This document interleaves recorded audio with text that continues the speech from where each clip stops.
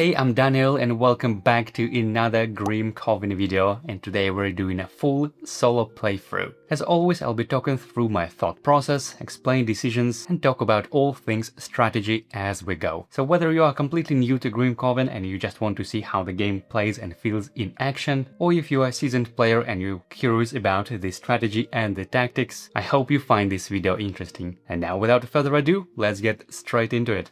Alright, so welcome to the first Grimcoven playthrough on the channel. Now, if you are brand new to the game, first I would highly recommend checking out my Grimcoven Overview video, which I'll put somewhere over here. In that video, I'll just briefly explain what this game actually is, what its round structure, and what we're doing, and so on, just to have a quick sense of what we're actually going to be doing in this playthrough. But of course, even in this playthrough, I'll still try to do my best to explain my thought process and just explain things as we go. And first, technical note, as you can see, this game is massive on the table. I've already mounted my overhead camera as high as I could possibly make it, and I still cannot fit it in the frame. So for that reason, for the first time ever, I'm filming my playthrough with two cameras. This one, overhead camera, and another camera pointing here on the map, where all the tactical things will take place with the enemies and such. The idea is that I will be switching those cameras in post-production, so as you can imagine, dealing with two streams of 4K footage and switching them in post-production, yeah, that's gonna be a lot of work. I've no idea if this will even work out, but either way, I hope you would appreciate the effort. So now let me give you a quick overview of what's going on here setup-wise, just so you know what we're dealing with today. And as you can probably already know from the title, we're playing against Striga on Scenario 5. Now, I think Striga is probably one of the hardest bosses in the game, even though they all are pretty hard, I must say. But there are a couple of things that make Striga particularly dangerous. First of all, as you can see here on the left, we have this separate track. It's called Obsession track, and the higher the value is, the harder she gets, and the nastier all of her ability, they just hit twice as hard. And normally when you play, let's say, Scenario 1, you start at the bottom of this track, so it slowly ramps up, giving you a little bit of head start. But because we're playing on Scenario 5, which is typically the hardest for any given Griefbound, we're already at the 5th slot, so almost halfway through towards her maximum power, and that is super challenging, I must say. Also, most if not all of Striga attacks, they don't require line of sight. And generally, line of sight is one of the best ways of avoiding enemy hits. It's probably the best way of actually staying alive in this game. But Striga, she's not only pretty mobile, unlike some other bosses which are more like kind of stationary, she's always moving. I believe her minimum move value is 3, and she always attacks not requiring line of sight. And as a matter of fact, some of her attacks just can reach you no matter where you are. Like for example, if we take a look at this third card, which of course I'm going to break down later, but if you can see at the bottom, it says, if the obsession is at 8, then she attack all hunters on the map with 3 dice. So no range, no line of sight, completely no salvation from this attack. So Striga, definitely super challenging boss. Let me just show you where she is on the map. There she is in the far corner of the map, so thankfully not too close yet, because we're starting on this portal space with all of our 3 character models, which I'm going to talk about in a moment as well. Before that, let's quickly talk about the elite, which is located here in this corner in the fog. And there are 2 types of elites in this game. They are kind of generic elites, and a special one, the named elites. And in this scenario, we are indeed instructed to draw a random named elite, so I picked Alicia the Twister. Those kind of named elites, they usually have nastier abilities, they have more health, so just in general, the hardest elites as you can probably get. Also, let's talk about the minions. And there are once again 2 types of minions. There are undead and convicted. And generally speaking, undead are much harder compared to convicted. And guess what? Today we indeed have undead minions. And the specific type of those undead minions we have is called spearmen. With their nasty thing is that for hunter on enter you take 1 damage. So because they have long spears, I guess kind of thematically, as soon as you step into on their space, you take 1 damage. Really nasty stuff, especially given I'm playing with a melee character today. And speaking of the characters, as you can see, I have 2 hunter boards, but I'm actually playing with only a single hunter, namely twins. And Mannequin on the left side of me is not a full-fledged hunter, instead it is a deputy. And deputies are special kind of solo companions when you play with a single hunter. They are much easier to pilot, they don't use dice, they use instead those white universal markers, so definitely easier to play with them just rules-wise and complexity-wise, but at the same time they are not nearly as powerful as full-fledged hunters. So that is definitely another challenge in Franklin playing with a single hunter, and a deputy is arguably the hardest way to play this game by far. So I guess I like to suffer, because this is definitely a challenging combination. So for my main hunter, as you can see, I'm playing twins, and the unique twist about the character is that you control not a single character, but effectively two characters, two models. If we take a look at the map, you see this white character, white model with a blue ring underneath, that is the assassin, and the black figure, the black model, is its shadow. The shadow cannot be targeted by enemies, in fact enemies just completely ignore shadow entirely, and also the shadow cannot interact with any objects like portals or collecting lament, but it can certainly deal some damage. So this is something we're gonna play around with. For my equipment, I've selected Shadow Whip and Agile Outfit. I just like this combo. I think they provide a nice spread of damage and utility and just nice synergistic dice among each other, so we'll see how this pan out. Now for my deputy Mannequin, unlike hunters, they don't start with any items, instead they use just actions available on their deputy board, on the deputy sheet over here. And the specific twist about Mannequin is that he uses and can alternate him between 4 different personalities. Kind of thematically is a puppet master, I guess, and every round you need to select one of your 4 personalities that are mage, soldier, messenger and commander. You select one, but for the cost of blocking one of your basic actions, and then on your turn as your action you can activate your personality by then spending another cost to activate appropriate bonuses. At the moment we have only 1 bonus for each personality, as you can see printed here at the bottom of this deputy board, but as we're gonna level up and get some evolution cards, hopefully we'll see a couple of more. So I guess that's about it when it comes to the setup. Let me just roll the dice to determine available actions for the next turn, and let's see what we get. Okay, so we got 2 arrows, 2 magic symbols and 1 dagger. Okay, and these are the actions available for me on the next turn. Probably just the last thing that I should mention, that my twins also start with those 2 items called strings, and they are actually from the Mannequin, because Mannequin is, I guess, kind of like puppet master controlling and pulling the strings. At the setup, this deputy gives 2 random strings to the main hunter, so this is why I have the string called cut and manipulate, and they are effectively additional actions my main hunter can perform by spending those universal markers instead of my dice. So effectively additional free actions. And just a couple of things here on the map. As you can see, we have different type of terrains. Like for example, we have fog over here, which blocks line of sight. We have a river over the side of the map. It will push you downstream whenever you step there. We have a sanctuary space where you can take some quests and draw some secret cards. We have a lair. We have a dungeon. And for each types of different terrains, we have different, of course, cards: environmental, dungeon, layer, and river, and they all have different effects, and we'll get to that whenever I will use any of those cards. We also have 3 different kind of objects on the map. We have the well, the forge, and the carriage, and once again, these are just additional interactable objects that you can take actions, draw some secret cards, fulfill some quests, and those objects are, as you can see, we have forge, carriage and well, and once again, if I'll be interacting with any of those objects, I'm gonna read you through how it all works. So I guess that's it. We're good to start and let the round 1 begin. And first things first, let me talk you through my kind of general thought process, how I prefer to approach a couple of early rounds. And the best strategy I found so far is just try to stay away from the boss with the best of your abilities while collecting lament to hopefully get at least to 1 evolution as a bare minimum. Ideally at least 2, even though that is not always possible.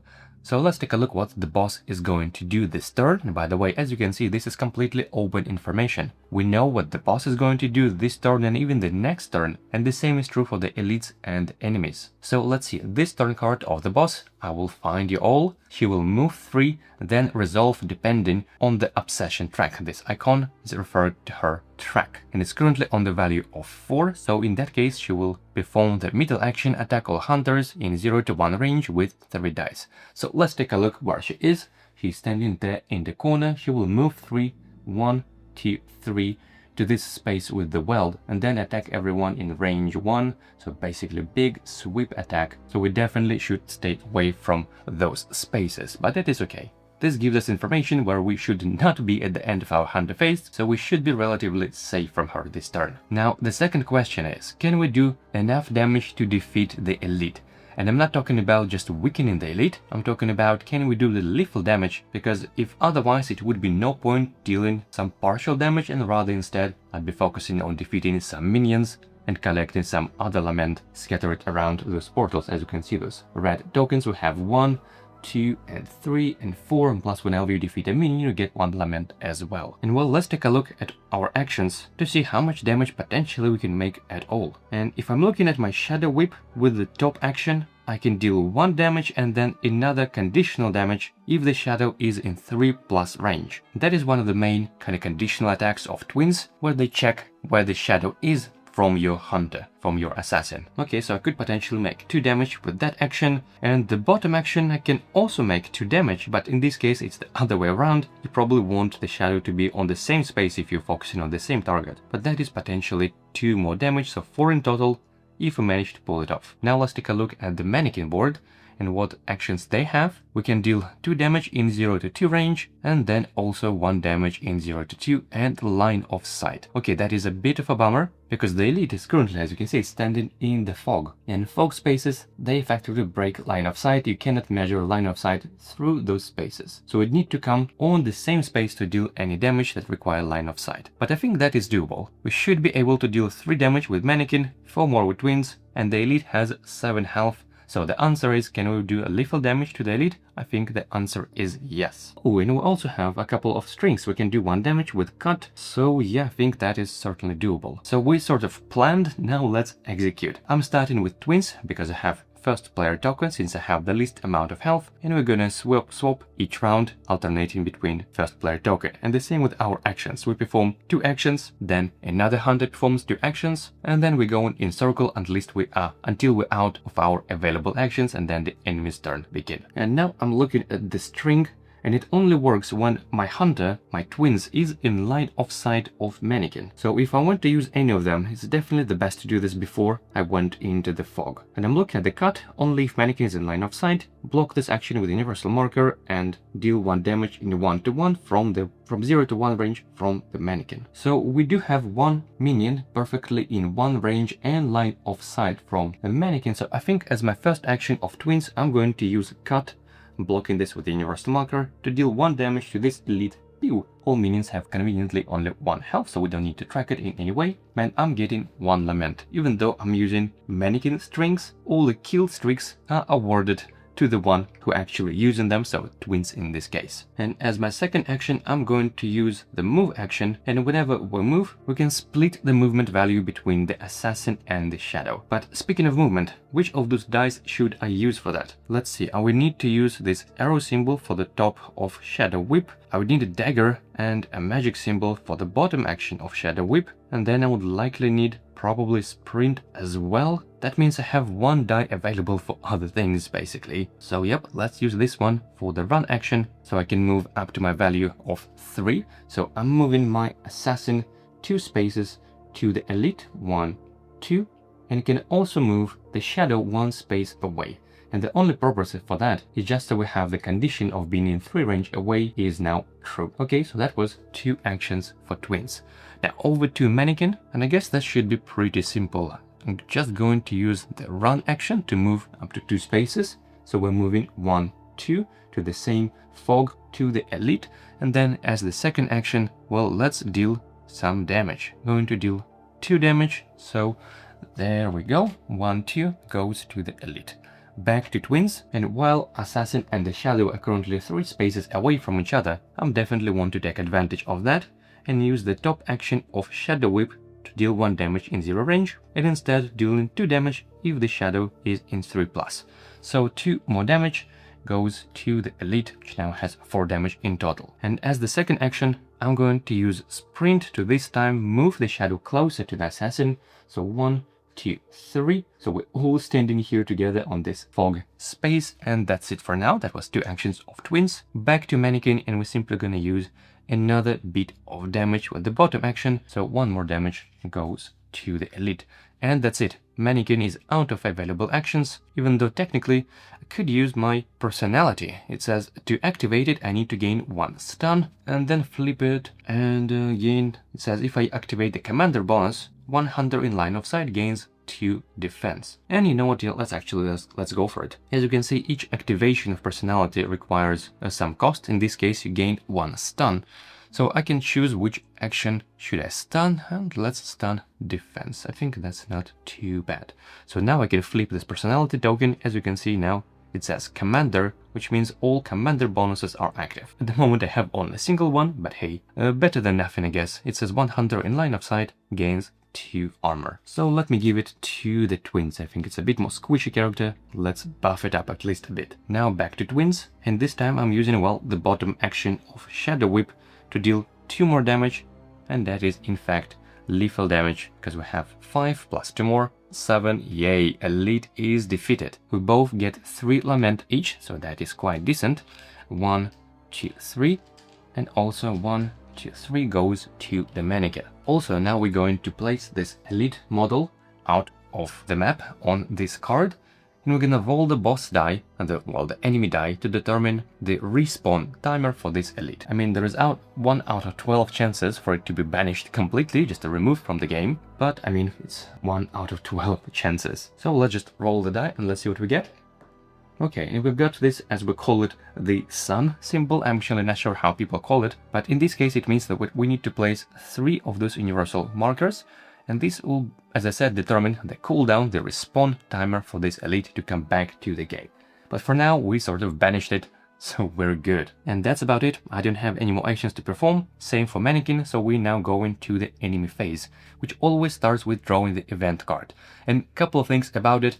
First of all, as you can see, we're mostly dealing with known information. We know what the boss, the elite, the minions gonna perform this turn, but the event is the biggest unknown in the game, and frankly it's the biggest disruptor of the game. So more often than not, some usually bad things happen, and those things, they are completely outside of your control. Even if you've performed the most beautiful, elegant and thoughtful turn, this event card can still mess you up and ruin all of your plans. Also, this event deck effectively counts as the whole round counter, because if you need to draw a card from the event deck, but the deck is depleted, well, you lose the game. And there are only 8 cards in total, giving us 8 rounds to defeat the boss. So let me draw and see what we get.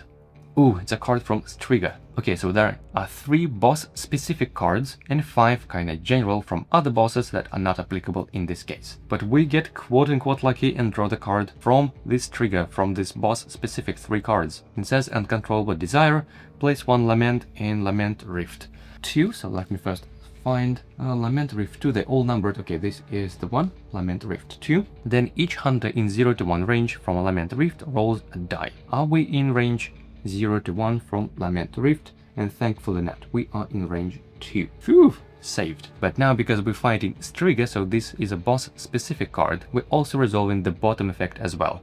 If you fight in Striga, this condition is true, deal 2 curses to each hunter in 0 to 3 range of Fake Rebound. And thankfully, looking at Striga, no one in her range, no one in her range 3, so we're safe from that attack as well. Okay, nice, and this card is discarded. Now over to minions, and minions perform only 1 applicable actions. As you can see, during minion activation, if the first condition is true, if there is a hunter in 0 to 2, then they make coordinated attack, otherwise they perform spear throw. So it looks like no one in 0 to 2 range from any of those 3 minions, so they all move 1 and trying to throw a spear with a range 2, but no one in that range or line of sight. So they move, and that's about it. Now step 3, elite. We didn't have elite on the map, so we're simply removing one of those cooldowns. We're removing their respawn timer, and now over to the boss, and we of course already know what she's going to do. Move 3 and then attack everyone in range 0 to 1.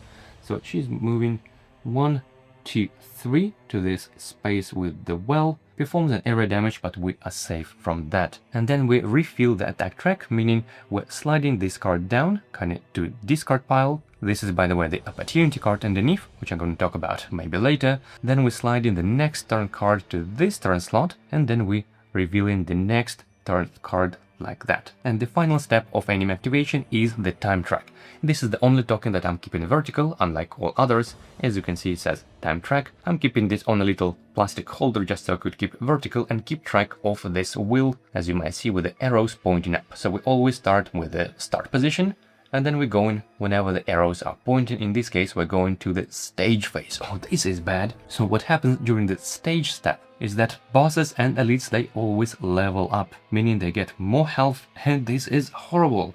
I mean, usually if you play on scenario 1, scenario 2, this stage process can happen, sometimes on round 3, on round even 4, but because we're playing scenario 5, this already happens in round 1. Wow, this is nasty.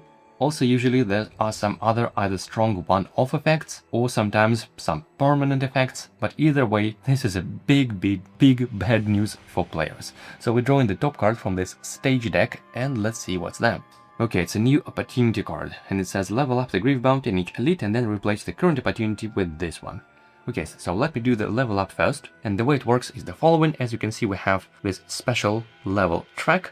It currently has level 1, and that means that all boss cards have either 5, 6 or 7 health. But if we flip it to level 2, 5, 6, 7 turns into 6, 8, 10. That is a big jump in health. Even 3 health is a lot in this game, considering we're mostly dealing 1 or 2 damage so far. So this is definitely not the good news. The same for the elite. And now the next part is that we're replacing the opportunity cards, and well, I was actually hoping to talk about this a bit later, but basically whenever you defeat this turn card, you kind of like stagger the boss. You have a chance of performing some additional good things. Those are always beneficial. In this case, we have the card called Gone Insane. So usually the setup, when you're just setting up the scenario, they call out for a specific card to place in the slot. In this case, it's Gone Insane. And as I'm looking at this card right now, it's actually, yeah, it's a pretty good one. There is a chance to restore some discarded dice, or even on a very rare occasion, there is a chance of not refilling the attack track at all, meaning if you defeat this turn card and then you roll this rare result, the boss will effectively completely skip its turn. So this was a good card.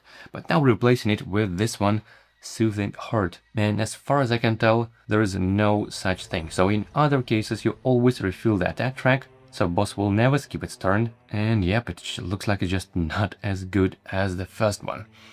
Okay, yep, as I said, the stage deck contains some permanent effects. Sometimes it can change the event deck, it can change the boss behavior, it can change the elite or minion behavior, so all variety of things can happen, but they're always bad things. Now we're going to the lament phase, and the first things first, we need to draw the corruption card and resolve it. And just to show you, I have a bit of camera, this separate deck holder with some secret cards and some other things, and we have here the corruption deck, and at this very moment I'm gonna draw one card and resolve it. Just cannot really fit it in the frame. So let's see what we have. This card is split in 2 parts. The first one, the top, is about hunger, which we don't have any yet, and with the bottom part you check your corruption and resolve. Well, we're currently at 0 corruption, both of our hunters, and by the way, just to call out that even though I'm playing with a deputy, which is not like a full-fledged hunter, but for all game and purposes, it is still considered a hunter. So at the 0 corruption is always some kind of positive effect,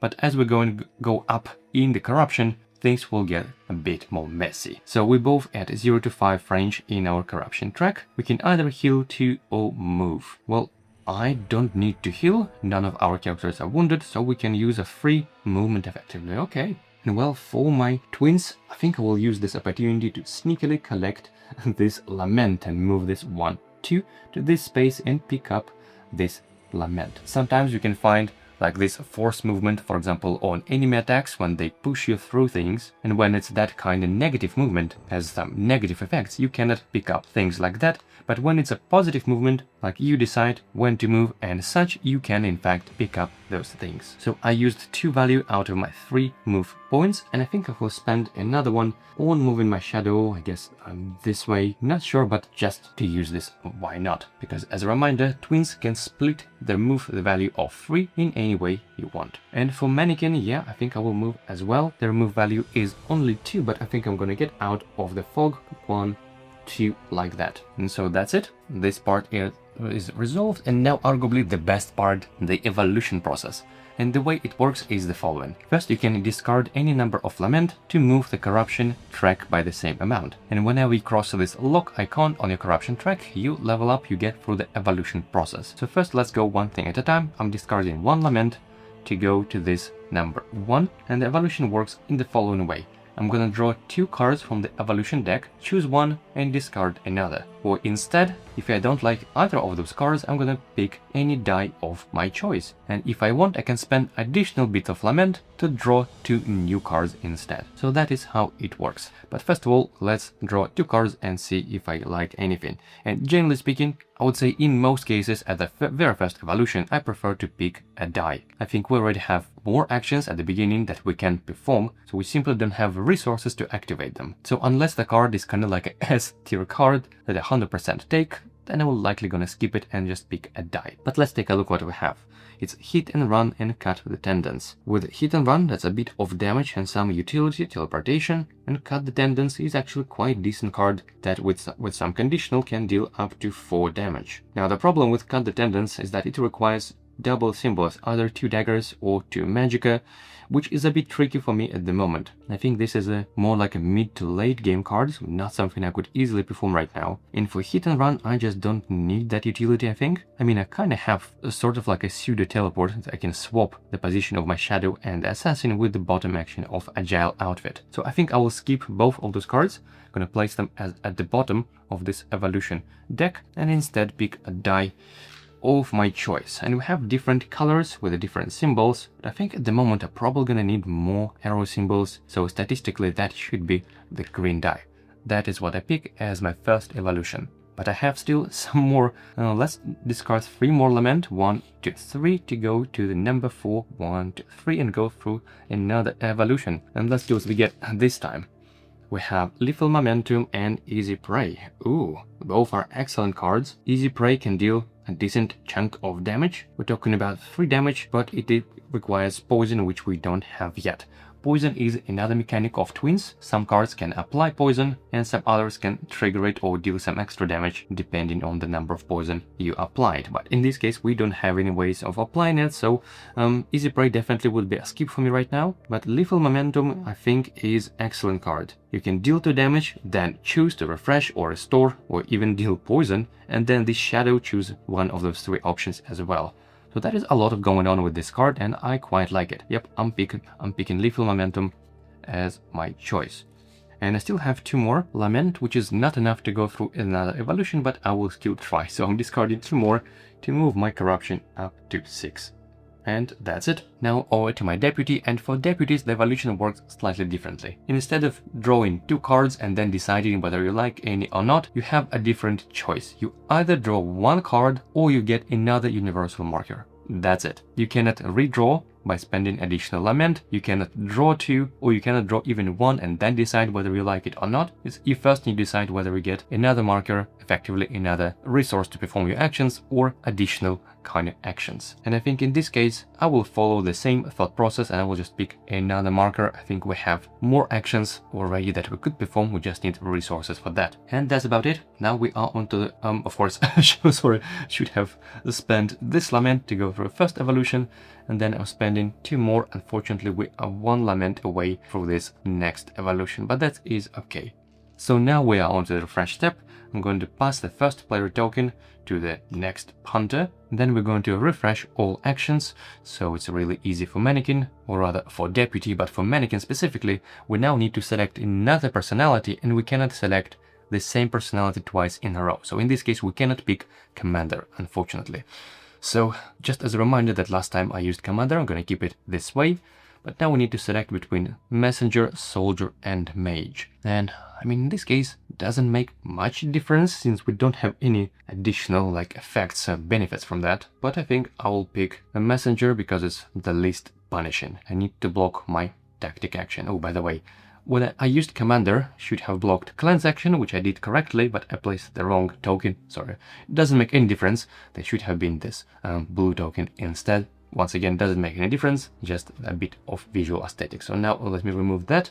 And instead, as I said, I'm going to place and select the Messenger personality for my next turn, which says you need to block your tactic action. And this is a bit an edge, weird case, I guess, because the deputies, as you can see, they have like a special overlay that overrides the basic action all hunters have. If I place it aside, as you can see on hunters, we have run, sprint, tactic and cleanse, and they require some symbols, but on the deputy this overlay They don't require any symbols, so it's a bit easier. This is why we use these universal markers. But instead of the tactic action, we have a different one. It's called defense. Now, I can only imagine that this basically means the same thing, that we need to block the tactic action, but these have never been confirmed, and honestly this is a bit of an edge case. But just for the sake of consistency, this is what I would normally block, this third slot, whenever I would play Mannequin as the hunter, so this is why I'm following the same pattern here. Just thought I'll call it out. And now for my twins, let me refresh my actions as well, remove this universal marker and re-roll all the dice. And let's see what we get for the next turn. Okay, so we have a couple of arrows, this is good. This defense symbol is not good. I don't think we need it for any of our actions really. And we have 2 magic symbols and 1 dagger. Okay, man, that's about it. There is also the status step, but we don't have any status effects yet, so that means it's beginning of new round. And let's go through the same thought process. First of all, see what the boss is going to do this turn. The card is called Tempted to be Strong. And if the boss is focused, each hunter in their range gains 1 die. Oh, okay, yeah, that is another mechanic of this boss, kind of another her feature, is that a lot of her cards, they are tempting players with some really strong positive things. You can get sometimes healing, or cleansing, or armor, or extra lament, or in this case extra die, which is super strong, but then for the cost of smashing you twice as hard. As you can see, we have this keyword focused, and by default you resolve it as normal, but if you apply at least party size damage, so 2 damage in this case, then we would kind of shut down this focused state, and then we would skip all focused lines. But the caveat is that if you shut down this focus, you won't get any benefits and you won't get this die. I'm really tempted for that. So let's see. Each hunter in the range gains a die. That is fantastic. Then she moves 3. Then she resolves her special, which we're gonna talk about a bit later. And then she's gonna deal damage equal to the value of her obsession track. And with her special, it looks like she's gonna bump it up, so it would be 5 damage to each hunter in 0 to 1 range, and then for the focused it's the same attack again. Oh my, we're talking about 10 damage, and I have only 2 health, and I mean 9 health and 2 defense, but I'm really tempted to get this die. I mean, another option would be to just try to shut down this focus, or potentially even completely run away entirely, but the problem is she's currently standing right in the middle of the map, so she will move 3 and attack everyone in 0 to 1 range. So even if we go to this farther corner, that is still 1 to 3, she can attack, and even though fog normally breaks all line of sight, but once again her attacks don't require line of sight. Okay, this is bad, we cannot be safe in this area. Can we go? Well, yes, potentially we could go over there, right? 1, 2, 3. Nope, still not safe. And even if we go to the very furthest spot on the map, which would be over there, the problem is that is the river, and once you step on the river it will push you downstream. So nope, it looks like there is no safe space from this attack at all. Okay, so it looks like at least one of our mannequins, one of our hunters, and I'm thinking about Mannequin, probably should tank that damage, or potentially we can just go all in and actually get this free die. That would be ridiculous, because that means we would need to take 10 damage. We do have a couple of treasures as well. We have 1 treasure and another treasure, and whenever you pick up a treasure you usually select between either 2 or 3 choices, and one choice is always some healing. So that is potentially a way I could get out of this, but I think probably 50% of the chances those treasure tokens, they contain a die, and in best case scenario you would rather pick a die rather than healing. So I'm not sure. Okay, potentially I could gain 2 more block, so that would be 4 defense, which effectively will give me like 13 effective health. Can I take a hit of 10 damage? I'll believe in myself with just 3 health. That is ridiculous. Okay, I'm not so sure about that, but that is just fun. Gain a die for free, tempted to be strong. I think that is pretty thematic for Striga. Okay then, I think I will go and indeed try to tank that card and maybe deal some damage to the next turn card instead. Oof, and we also have 4 minions, or rather 3 minions that we need to deal with as well. So let's see, it's Mannequin, the first player this time. I would need to use run, maybe even sprint. I think a run should do it. I want to use 2 attacks, and then I have potentially 1 kind of semi-free action. Could either use cleanse to remove this stun, or maybe I can use assist. But I mean, if I activate this messenger personality, I will also gain curse. So yeah, I would rather use cleanse to remove that curse and stun as well. Okay, then let's resolve. I'm going to use run to go to the space with Striga. 1, 2, and the thing to know about spaces is that there could be only a maximum of 4 models on a given space. And Griefbound the boss takes 2 spaces, and any environmental models, like those portals or the well in this case, also count as model. And this is true for Shadow as well. So we definitely need to be mindful about that, but I have an idea to probably manipulate and push the boss out of this space. But first things first, so I use the first action to run, and as my second action, I'm going to use the bottom action on this sheet, deal 1 damage in 0 to 2 and line of sight, just to defeat this pesky undead. Pew! 1 enemy down, and I get 1 lament.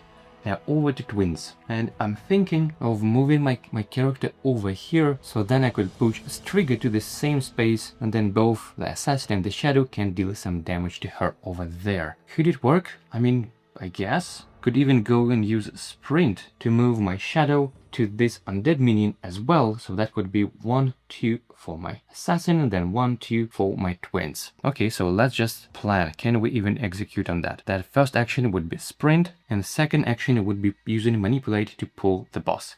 And now as I think about it, I think I should have used the cut action on dealing damage to that enemy, even though it doesn't really matter. Yeah, we can deal the same damage to the boss, I think. Okay then, that would be sprint. That would be free action. Then do I have enough dice, let's say, for performing Shadow Whip? It's gonna be like that. And then what else can I do? I would need to use a run probably with this symbol. And then I could use a lethal momentum, I guess. Yep. Okay, that seems the plan. So let's execute. Go using sprint to move my assassin 2 spaces, 1, 2, and my shadow 2 spaces, 1, 2. Because for the sprint action, you move your move value +1. So that's why I have a movement of 4 when I'm using sprint. And as my second action, I'm using this universal marker to manipulate, and it says the following. Choose an enemy in line of sight from the mannequin, move chosen enemy by 3 spaces. So I'm moving Striga over here, 1, 2, to move it closer to me. Okay, and mannequin is standing here on this space with the well. Right, 2 actions. Back to mannequin. And the question is, can we deal enough damage to defeat this boss at all? I mean, 8 damage. Probably not. That would be potentially 2 damage. Another from Shadow Whip. So 3 and then 3 more. So 6. Nope. We would be 2 damage short. But that's okay. In that case, let me focus on just clearing up the minions. So I'm using this action. Deal 2 damage in 0 to 2. No line of sight requirement. It means my mannequin can shoot this guy. Pew, another minion down. Another lament to mannequin. And I still have my second action. Potentially I could activate the messenger bonus, which would give me 1 free bit of movement. Not sure I need it actually at all. I mean, the boss will make an area damage in 0 to 1 range, so I'm currently actually in a safe position. With my mannequin, I don't think I need to move at all. I mean, I could interact with the well. Let's actually see what it does. We'll get the well. We take this card, roll and resolve. Either draw and resolve secret card 9, or heal and gain curse, or gain 1 lament and 1 hunger. I don't want to get any hunger just yet, and we don't need healing just yet as well. So nope, I think I will leave this card as a backup option when it comes to extra lament or healing, but I don't want to get this right now. So then as my second action for mannequin, well, I can either assist cleanse, and I think let's use the assist. The way it works is that I'm activating this action as normal, and then this token from this player goes to my available kind of dice pool, and I can use this as any symbol, as any action that don't require any symbol, like run or tactic. So over to twins, and first let's use the bottom action of Shadow Whip. I need dagger and magic symbol like that. So I'm dealing 1 damage to the boss, and I will deal the damage to the next turn card, and also my shadow deals 1 damage, which is enough to defeat this pesky undead as well. 1 lament goes to twins. And as my second action, and well, that is a bit of a bummer, because I wanted to use lethal momentum as well, but the problem is I want to get some defense as well. For defense I need the arrow symbol, with my agile outfit. Yikes. Okay, but what if I'll use this as tactic to re-roll this one? Not sure I need it though. But yeah, I think that is better than nothing. I'll miss effectively 1 damage because my shadow won't be in range if I'm not using run action. But I think gaining 2 more defense is better in this case, given that I intend to tank 10 damage. Okay, so I'm using this tactic action, and this tactic gives me, well, this tactic token that I can use anytime to reroll any number of dice. And so I'm gaining it, and then I'm using it right away to reroll this one. And statistically speaking, those green dice, they should give arrows on average. So let me reroll this one. Let's see what we get. And that is indeed an arrow. Fantastic. That means I can use Agile Outfit to upgrade my 2 defense to 4 defense, which certainly can help me a lot now, and then use Lethal Momentum, activating it with the second option, not with daggers but magic and arrow. And it says deal 2 damage, so I am dealing 2 damage to the boss, so turning this one into 3, and then choose one, refresh 1 action, restore 2 discarded dice, or deal 1 poison. Well, refreshing actions wouldn't make any sense right now, and I don't have any discarded dice either. So I'll just deal 1 poison to the boss, and the way it works, you're not placing poison like damage on the boss cards, which will of course slide off eventually, but instead you place this poison on the boss sheet and it will stay there basically permanently until you use this poison in one way or another. So that is a really flexible token. And then I'm also continue resolving Lethal Momentum. The shadow deals 1 damage, unfortunately no one there, so I'm just choose to teleport shadow to Assassin Space, so we're all here together now. And that's it. As ridiculous as it sounds, but I will actually try to gain this die for free. Not sure if it's a good idea, but I think this is fun for sure. So we're done with all our actions, so it's now over to the enemies, starting with the event deck. Let's see, Dimension Door. Each hunter may gain 1 stun to teleport to a chosen portal space. Well, it says may, so no thank you, I didn't want to do that. And the bottom part is if you're fighting Tormentor, that is not applicable in our case. This is why I said that those cards, they are boss specific, but for each given boss there are only 3 cards, and we already got one on our round 1. So nope, nothing bad happens for now, thankfully. So now we resolve minions, and there are no minions left on the map. Look at that, we cleaned it up really nicely. Okay, over to the elite, and we're simply removing the cooldown. They will come back to the map next round. And now over to the boss, and yeah, that is hilarious part. Because it's focused, we're not dealt any damage to that card. We resolve this effect as normal, so each hunter in 0 range gains 1 die. Yay! Let's see which one should I get. I mean, Lethal Momentum requires some dagger symbols, and we don't have, well, we have only 1. Let's get another one. So I'm choosing black die. It has also arrow, I think 1 of 3 chances, or 1 of 6 chances. Yeah, either way, I think black die statistically the most helpful for me right now. Then she's going to move, but she does not to move because she's already on the space with my hunter. Then we're gonna resolve special, and special says the following. First, she gains 1 obsession, so we're moving this track 1 up. Then gain another 1 if there is a hunter in line of sight, and that condition is true. There is a hunter in line of sight, so we're moving it 1 step again with a current value of 5. Then we're gonna spawn party-size minions, starting with the lowest number, Lament Rift. So that would be 1 minion on Lament Rift 1 and another minion on Lament Rift 2. Okay, and then each hunter in 0 to 2 gains 1 hunger or 1 burn for each curse tokens they have. Well, we don't have any curses, so we're good from that. But now we continue resolving this turn card. She resolved special and then deal that damage, which is referred to the obsession track, which is a value of 5 at the moment. So 5 damage to each hunter in 0 to 1. Yikes! This knocks off my 4 defense, and I'm taking 1 damage. But then, because she's focused, she repeats that attack, another 5 damage to each hunter in 0 to 1. So I'm down to 3 health. How ridiculous is that? Whew, I'm not sure if this was worth it, but hey, that was fun for sure. So I got tempted. This card is discarded, the next turn slide off, and we reveal the next turn attack card. Okay, now over to the time track, and this time it goes to special, so we're resolving the special again. Oh my. She gains 2 more obsession, 1, 2, and then spawns 2 more minions, but this time we need to check how many minions already on the map, and then we spawn starting on the next highest Lament Rift. So because we have 2 minions, 1 and 2, so the next highest Lament Rift would be 3, so we start spawning with Lament 3 and then 4. Okay. That was brutal. Honestly, no idea if this is still a good idea or not. I might regret about this. So let's go to the corruption step, lament phase, and draw the corruption card. We don't have any hunger, so we ignore the top part. And on the track, we're both still in the baby range from 0 to 6. Move 2 or gain 2 defense. And I'm thinking for twins to actually go in and collect this treasure. As I said, there is 100% a healing, but also potentially could be something else. So yeah, you know what, let me use this free movement. Why not? Moving 1, 2, and because it's a positive movement and not a negative effect, I can collect this treasure as well. So let's see what we get.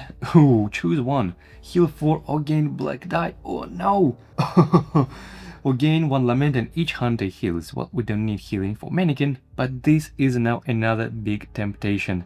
Get 4 healing or 1 black die. I mean, the irrational part of me definitely screams, we need healing, look at that 3 health. But the greedy part of me, the fun one, is definitely craving for that black die. Oh, I wish that would be simpler, I wish I just could heal. But no, you know what? I mean, in worst case scenario, if my health goes down to 0, that is not quite the end. I can still get critical injury, but I cannot get another black die for free. So yep, I'm choosing get black die. I might regret about this, but hey, let's go for it. Another black die, wow. Maybe I should have gained another green instead with that temptation, but of course, you never know. So we moved, now for Mannequin, and I'm thinking of actually moving as well to be just in line of sight with this minion. It looks like for Mannequin I'm gonna use and try to clean up some minions. Okay, this is resolved, and now the evolution. Unfortunately, we both get only a couple of lament, but that's still enough to at least 1 evolution. So we're going to 7, and let's see what we get. Have plenty of dice, so I definitely want some card. Ooh, Poisoning Strike and collecting the bounty. Poisoning Strike, deal 1 damage and 2 poison. That is a fantastic value, and especially since you can apply it in not just in 0 range, but in 0 to 1 range.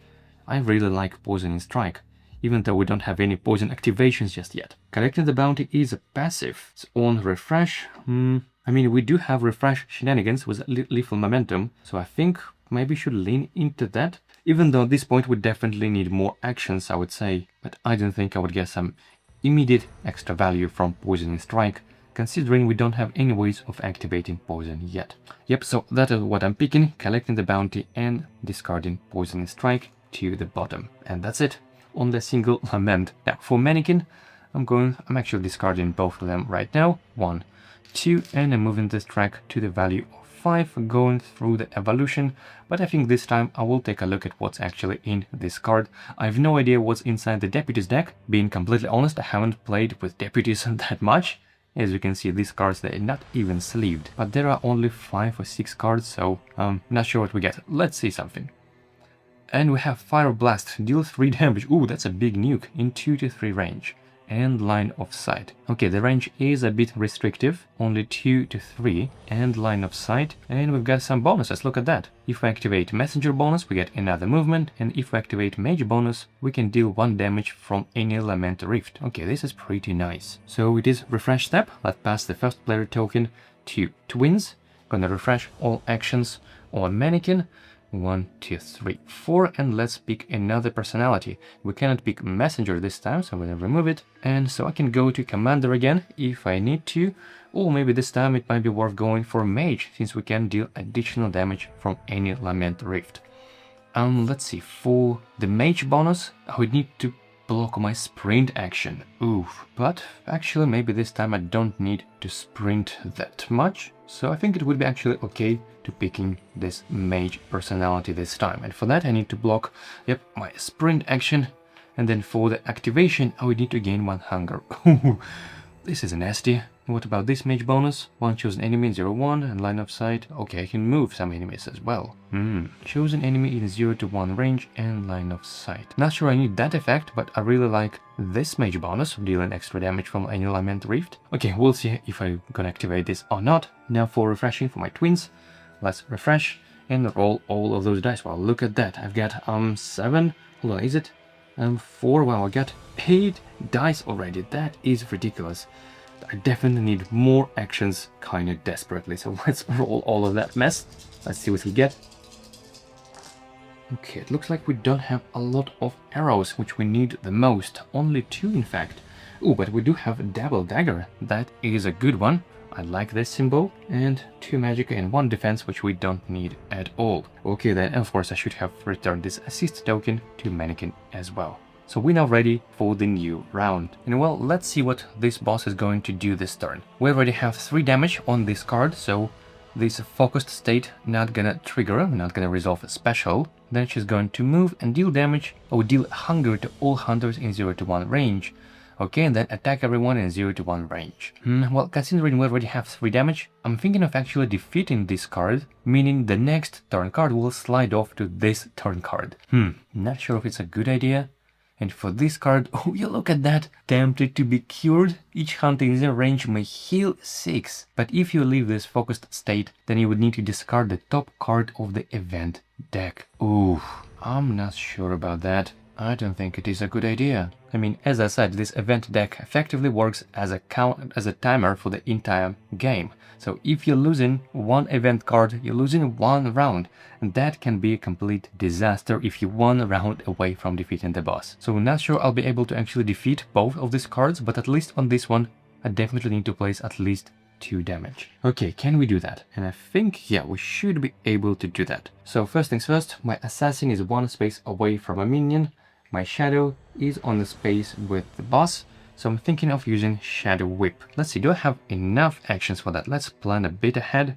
So for Shadow Whip, I would need 1 dagger and 1 magic symbol. That would be 1 damage to the boss, 4 damage, and the thing is that with this card, the one who dealt the final blow gets 3 lament and another hunter gets only 1. Plus I have now the passive that triggers on kill, and only the hunter that deals the damage can get this effect. So ideally I want to be the one who dealt the final blow to this card and not the mannequin. So if I deal 1 damage with Shadow Whip, that would be 4 damage, then I will likely use the big nuke. Not sure I need it though. I mean on this turn. Okay, so that would be 7 damage. And then I would need to deal 1 more to defeat her. But it's okay, we can split the damage. Yep, so that is fine. And that would be Shadow Whip. Then for lethal momentum with this symbol. Then I still have sprint and maybe this one for run. So yep, I think we're good. Okay, let's commit. I'm using the bottom action of Shadow Whip. I'm dealing 1 damage in 0 to 1. So I'm defeating this undead minion Pooh. Minion down, I get Lament, and my shadow deals 1 damage in 0 range, I guess to this card. And as my second action, let me move with this symbol, or potentially I could have rerolled this one with Tactic, but yeah, for now this is the best thing I could do probably, so I'm using just Run to move my assassin on the same space with the Griefbound, so we all are on this space for now. Now over to twins, and I think, yeah, I will use my nuke, because we are in fact in perfect range for that, in range 2 to 3, and we are 1 to 3 exactly in a straight line. So yep, let's go for this Fire Blast, dealing 3 damage to the same boss card, which has only 1 health left. We have 8 in total and 7 already done. And as my second action, well, let's take a look at the minions. I'm thinking of clearing some minions, but I can probably just nuke off this one with my cut action on the twins turn, so that is fine. I could probably nuke this one off using the portal from the mage bonus. That means I can spend the rest of the damage just dealing damage to the boss. Even though, I mean, I don't quite need to move just yet. And these attacks require range 2 and I'm in range 3. Okay, that is a bit of a bummer. But maybe I could use assist first and then use attack and then run if needed. Okay, so let's use assist as my second action. So there's another kind of generic die that goes to the pool of twins. Now over to twins, and I'm using lethal momentum with this die. So I'm dealing 2 damage, but I will place it not on this turn card, but on the next turn card to break this focus state. Otherwise, I don't want to discard the top card of the event deck. So 2 damage there, then choose 1. Refresh 1 chosen action. And yep, let me refresh. Oh, I could refresh Shadow Whip as well. Ooh, or maybe even before dealing damage, before lethal momentum. So I know it's a little bit of backtracking, a bit of cheating, but just I'm thinking if before that, before dealing 2 damage, I should use my cut action, the string on Mannequin, just so I could defeat a minion and trigger this passive as well. So let's go for it. Sorry, a bit of backtracking, but I think that is fine. A lot of going on here in this game. So I'm using cut action, deal 1 damage in 0 to 1 from the Mannequin, so I can defeat this minion pool. Minion down, I get Lament, and I'm triggering collecting the bounty on a minion on a lead kill. Let's refresh chosen action. So yep, let's refresh, which means I'm discarding these 2 dice, making this action available again. And now as my second action, I am indeed using Lethal Momentum, so I am dealing 2 damage to the next turn card. Same thing, nothing changes, but now instead of refresh one action, I can restore 2 discarded dice. How cool is that? Okay, so let me roll these dice and let's see what they get. Okay, same symbols, and they go back to my pool. And then the shadow deals also 1 damage, which is actually the final damage to defeat this card. Pew! I will starve you. Okay, so this is what happens now. First of all, before resolving that, or the opportunity, let's collect the bounty with our passive. On a Griefbound card kill, which has just happened, we can refresh an action and restore discarded die. So we're not choosing, we're actually performing both. And let's refresh Lethal Momentum and refresh this die and restore this die as well. Okay, we got only a single dagger, but hey, that hopefully can work. Now let's resolve this one. First of all, I'm awarded with 3 laments for my twins and 1 lament for Mannequin. Then this card goes as the trophy. I'm gonna tack it underneath just to count how many cards we defeated. This is really important as well. And now we trigger this opportunity card. We're gonna roll the enemy die and see what's gonna happen. I mean, if we would had the original card that we would have, there's a chance could have even skipped the boss turn entirely, which would be amazing. In this case, it's not even possible at all, but let's see what we get anyway. Oh, look at that, it's that rare symbol. We could have skipped the boss turn entirely. How unfortunate that we get this first stage card replaced it. It says, okay, the boss loses 1, which is not too bad, I guess, and that wouldn't make any difference. And then all hunters in 0 to 1, okay, they heal. Okay, this is still at least something. I'm now at 6 health.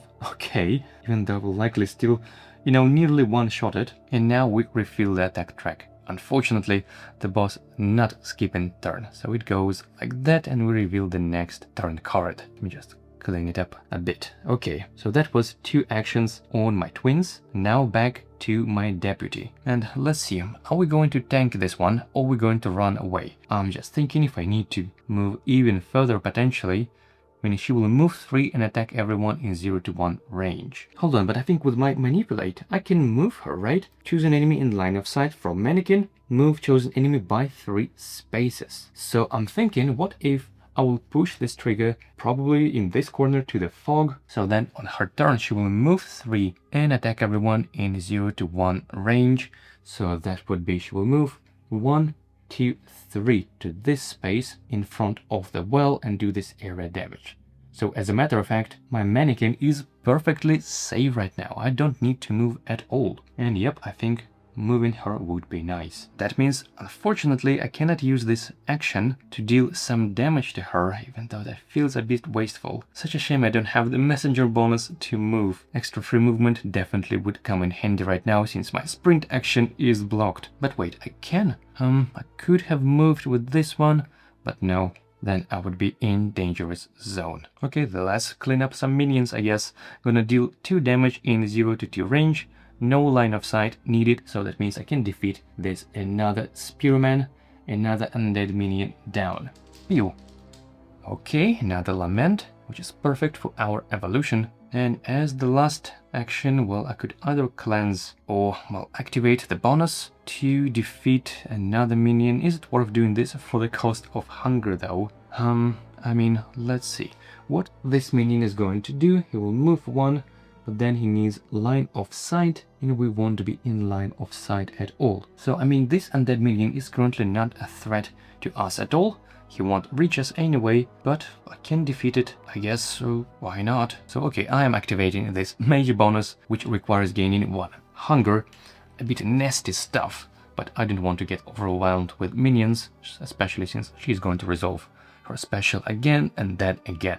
So a bunch more minions coming up. We better clean our I'm up. So I'm flipping my mage bonus, and now if there is a Lament Rift in 0 to 1 range, which is true, deal 1 damage in 0 to 1 from a chosen Lament Rift. So we can deal 1 damage from any rift, and of course I'm selecting this one to deal 1 damage to this guy and get another Lament. Now back to twins, and let's see. I 100% gonna need to run away from this. For that I would need to use probably Sprint, since my run is already used. I would also use Manipulate to push the boss out, but these two should be my last 2 actions. Before that, I should be able to perform and do at least some damage to the next turn card. What's the best ways of dealing some damage? I guess the bottom action of Shadow Whip, that would be 1 magic and 1 dagger symbol like that. Then I can use Lethal Momentum, and I think so I should be able with those 2 daggers. And then I still have some dice left that I could use, let's say, for gaining some defense or maybe even gaining tactic. So yeah, I think that is the play. I don't think I will be able to deal lethal damage, 10 AP, yup, definitely not, but let's deal at least some damage.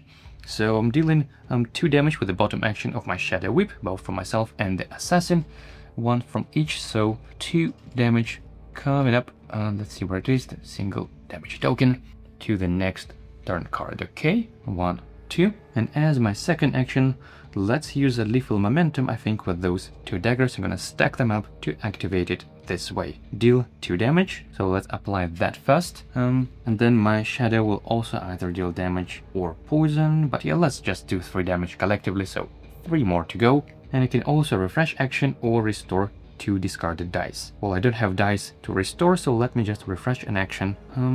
Doesn't make any difference, even though I could have made this one. Nope, I don't have another dagger symbol for that. A bit unfortunate, but in any case, let's refresh this action. Probably doesn't make any difference, even though just in case I need run. Yeah, you know what, let's actually refresh run action instead, and that's it. That was my 2 actions, Shadow Whip and Lethal Momentum. Now over to Mannequin. We still have 1 action left, and I cannot do any damage to anyone in that range, so I think I will simply cleanse, remove at least 1 stun. That's all I really can do. And that's it. Back to twins, and let's see. We definitely need to run away, use Manipulate, and also, before that, can we deal a bit more extra damage? I mean, we could probably make a run action not on the assassin, but on the shadow to push her in 3 spaces away, then use the top action of Shadow Whip to deal 2 more damage, and then swap the position of the hunter and the assassin.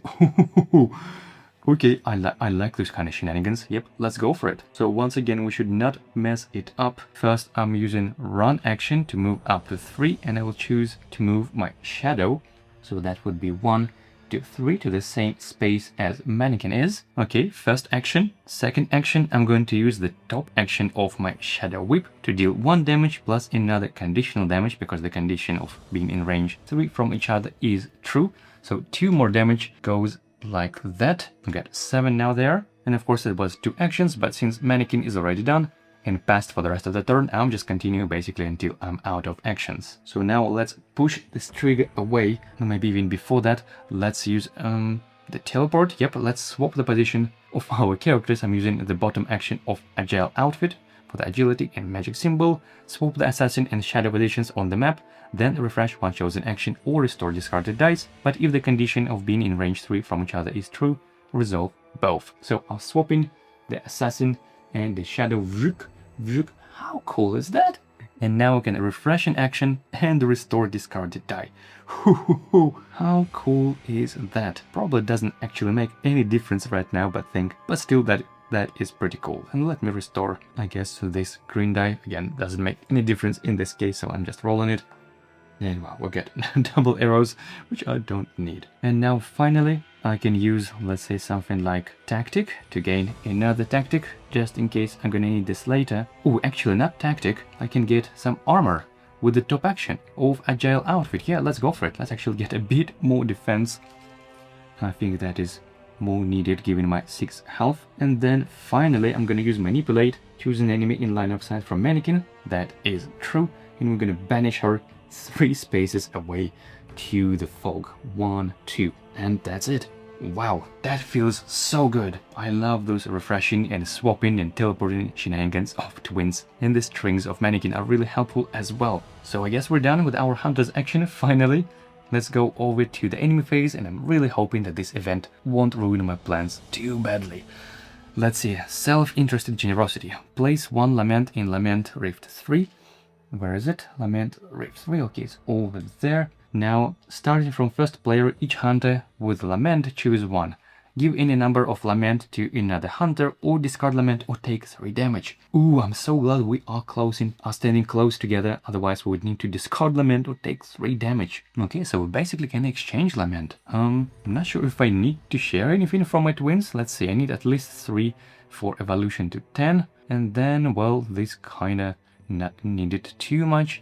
And for Mannequin, I need at least 2 to get to 7, but it wouldn't make any difference even if I share those. 2 will be just at, hold on, now we actually will be both at 10, right? Yep, so I think this is actually a bit better this way. I need a minimum of 3 on twins to get to 10, and if I share those, give any number of Lament to another hunter. So I'm basically giving 2 to Mannequin, and Mannequin can give me 0. Or potentially I could have gained and share 3, and then give 1 back. Doesn't make any difference as long as we both exchanged Lament effectively. Okay, and the bottom part is if you're fighting Chimera. Well, we are not fighting Chimera, so this is good. Now over to the minions, and we don't have any minions, but we have Elite now spawning back on the map. We're gonna place it to the portal space closest to any Griffbound, so that would be this space over here. Okay. And now to the boss. We skip the focused state because we have party size damage on this card. You know, that could have potentially gained some free healing, but I think this is a trap. So she's going to move 1, 2, 3 to this space and then deal 3 burns to each hunter in 0 to 1 range. No one in that range, thankfully, so we're safe. Then discard the top card of the event deck. We skip it because we have party size damage, and then resolve special. And for special, she gains 2 more obsession. We have now almost at the maximum, and then we spawn 2 more minions. So they go on Lament Rift 1 and Lament Rift 2, and we still don't have any curse tokens yet, thankfully, so we're not getting any burns or stuff. Okay, whew, we managed to survive this turn. Now let's slide it up and go to the next attack track. Let's refill it and see what we get. Okay, we're gonna talk about this. Next turn, let's first resolve her time track, and she goes to another special, which means, well, she goes all the way to the maximum obsession 8. How crazy is that? And she spawns 2 more minions. This time they go to Lament number 3 and Lament number 4. Okay, so this time we have 4 minions and the Elite with 10 health this time and Striga. Wow, this might be a bit brutal now, but let's resolve the corruption step. We are now in the middle, so hopefully it shouldn't be too punishing. Let's see, twins in the middle range. And by the way, we have hunger, right? We have 1 hunger. Yikes. Move 1 towards the closest hunter for each hunger you have. Well, we have 1 on Mannequin, and deal 1 damage to all other hunters in 0 range for each hunger you have. Then for each damage dealt, discard 1 hunger. Okay, so I can deal 1 damage with Mannequin and then prevent damage with twins, which means I would take no damage. But since I would take no damage, it means Mannequin would not remove hunger. So what I'm thinking of actually taking that damage to actually reduce my health to 1, because using armor is optional, you may use it or not. This way I will effectively remove this hunger. Okay, that was a bit nasty. Now let's check the corruption. My twins is in the middle, so we resolve from 6 to 15. Gain 1 lament and 1 hunger. You may take 2 unblockable damage to move. Well, so I'm without question gaining 1 lament and 1 hunger as well, and then take 2 unblockable damage to move. Probably not. No, I don't think I need it. And now for Mannequin, we are still in the baby range from 0 to 5, so we can move, heal, or gain some armor. Do I need to move? Probably not. I actually like where I'm standing right now, so I think I will just gain 2 armor to hopefully tank at least a little bit of damage. And that's it. Corruption resolved. Now over to the lament. The best part, of course. Let's say I need to spend 3 to go to the corruption 10, and I definitely have plenty of dice, so I'll intend to get another card. Let's see, passive, withering effect, and rapid blows. Okay, so we have now some use of poison with withering effect. We can reduce the damage, so that is actually quite nice, but I think I need more active skills that I could actually utilize my dice.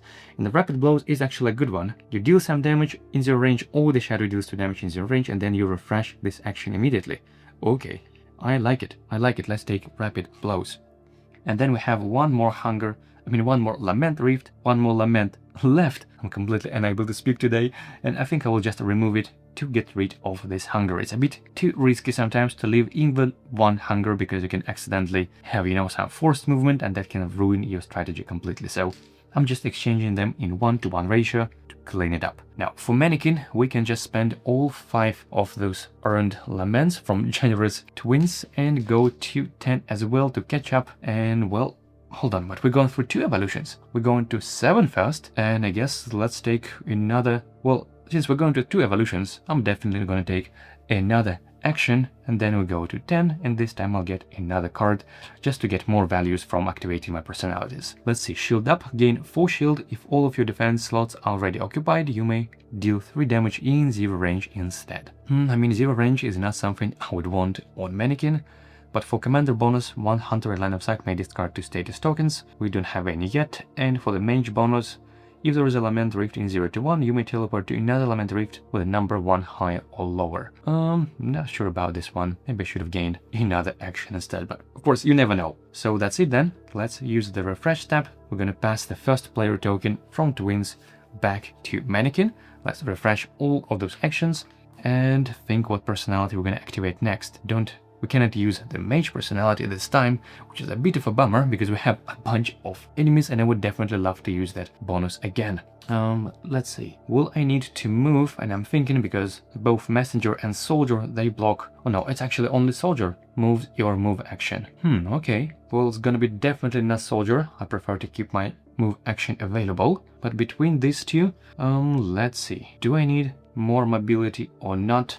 And let's take a look what boss is going to do this turn. As you can see, this is where a bit of complexity comes when it comes to Mannequin, to managing your personalities in optimal ways. So this card, well, we're definitely gonna finish it off. That means the next turn card will be in this turn slot. And this one is gonna be actually pretty similar thing. First focus, then move 3, then attack everyone in 0-1. So I think we can repeat the same strategy and kind of push her out with manipulate. So she would end up in the same space, meaning we don't need a lot of movement.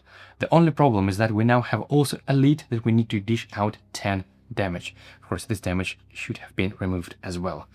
And for that, I actually might need a bit of extra mobility. So you know what, let's select the messenger bonus just in case I need to reposition myself. This sometimes can be crucial when you're dealing with especially line of sight attacks and whatnot. So that means I need to block the tactic action, which once again it seems like this defense slot for the deputy. Now cleaning up my twins as well. These are returned to the supply, this to the assist token, and now let's reroll all of those dice. Okay, and see what we're gonna have for the next turn.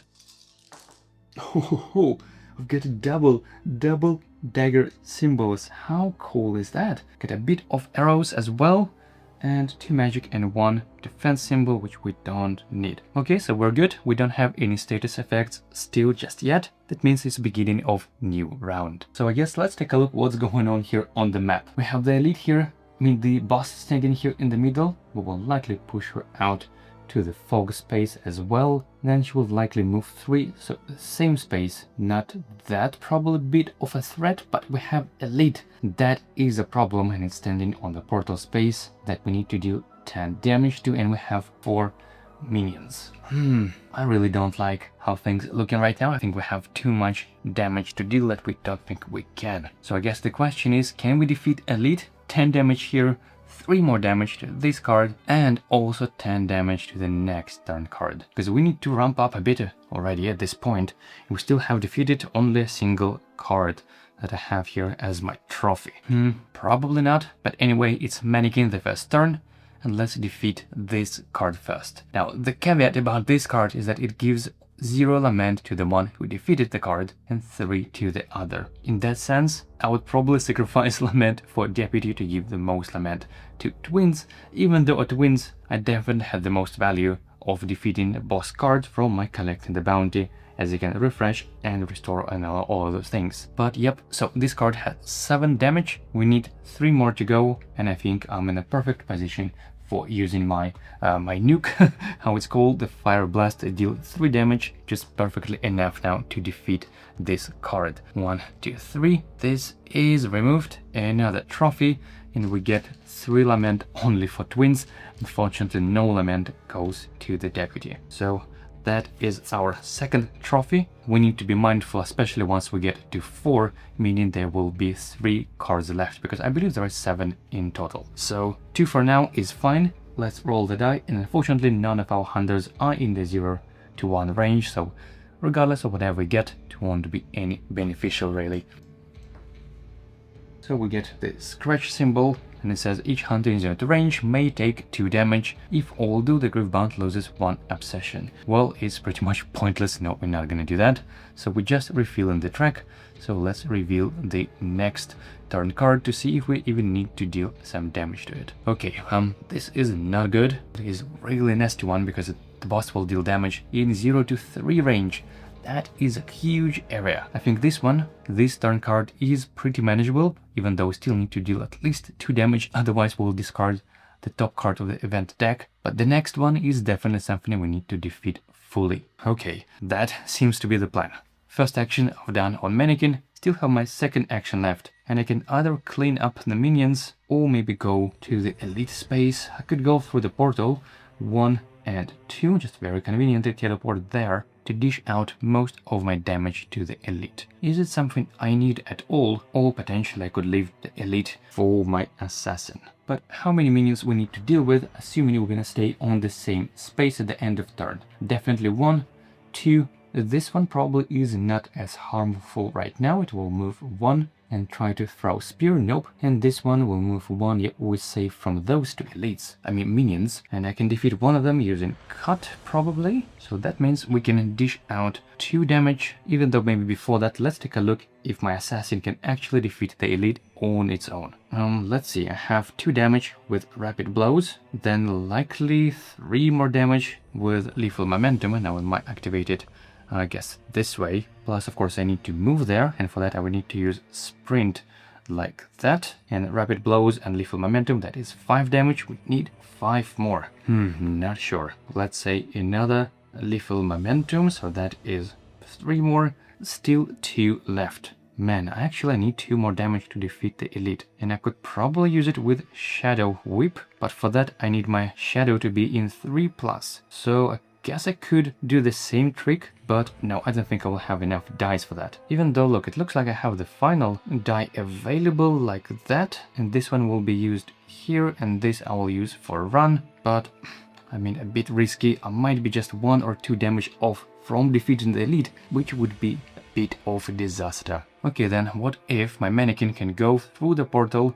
with a sprint action, then on the next turn deal 2 damage to the elite, which certainly should be enough, and then use run action to run away, and maybe even go from this portal space, that would be 1 and 2, and then we can activate our messenger bonus. For that we would need to gain a curse, unfortunately, but then we could move even further. Another 3 movement we'll get from that. But hold on, curse is something bad, I think, because she will do something with curse with her special, and she will activate special, so we need to be in range 3 from her to be safe from that. And assuming she will still be moving here, and we will likely be, well, on that portal. Yeah, okay, that should be safe. So let's go for it. I'm using sprint action on Mannequin to move 1 and 2, and actually I can go here on this carriage space 3, because I don't need 0 range. As long as I am in 0 to 2, I can use this attack. Okay, so that was 2 actions on Mannequin. As you can see, a lot of planning is going on in this game. Now over to my twins, and first of all I guess we can defeat this little minion in range and line of sight from Mannequin, but for that we need to go to a line of sight with Mannequin himself, so we would need to move 1, 2, 3, and then we need to move Shadow. So yeah, we are using sprint for that. let's go.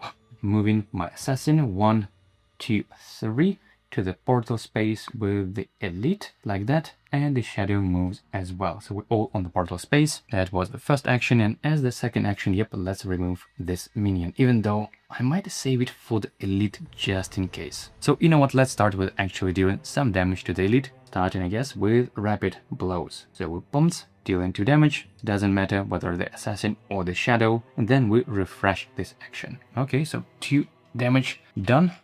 8 more to go. Back to twins, and yep, let's use this mini nuke. Deal 2 damage in 0 to 1 range, so 2 more damage to the elite, like that. And now as I think about it, that's probably a bit of misplay moving on that space, because remember, our whole strategy revolves around manipulating the boss and pushing her out, but for that we need to end Mannequin in line of sight. Okay, that is not good. That is a bit of a bummer, because we need to be in a straight line from Striga, so it should be somewhere here. And I could use my run for that, and then even activate my messenger bonus to move 3 more spaces. But if I do that, I'll gain a curse, and if I get a curse, I'll get a bunch of other things. So that means I would need to cleanse that curse 100%. Wow. So 1 action would be for cleanse, and 1 action for run. I mean, that is a bit ridiculous. I can't even perform this action at all. Yep, that is definitely a misplay, and I should have used cut while I could. Okay then, let's use a run action. We dealt some damage to the elite. That's probably all we can. So I'm moving my mannequin 1, 2 to the space with the boss. With the idea, of course, to run over there afterwards. Okay, that was not probably the smartest decision. Back to twins. What can we do now? We also should not forget about dealing 2 damage to this turn card. Oof, that is a lot of damage to deal. Okay, so for twins, I could use lethal momentum. That would be 3 more damage. So from 4 to 7, and then use Shadow Whip for, I guess, 2 more damage, and we will be 1 damage off, right? Yeah. You know what, so while Mannequin is still there, let's should use cut, and I think I'll use it on elite, just in case I'll be 1 damage off. So we have 5 damage now, and I should be able to deal 5 more myself then. Okay, so first action, and as the second action, yep, I'm going to use lethal momentum, deal 2 damage myself, and shadow deals 1 damage, so collective of 3 damage. And you can also refresh 1 chosen action or restore 2 discarded dice. I don't have 2 discarded dice, even though I could have used rapid blows first, deal 2 damage, but then I wouldn't be able to activate lethal momentum. Yep, so dealing 3 damage and restoring this die. And oh, we'll get a dagger symbol. Yep, that is what we needed. And that was 2 actions, string and lethal momentum.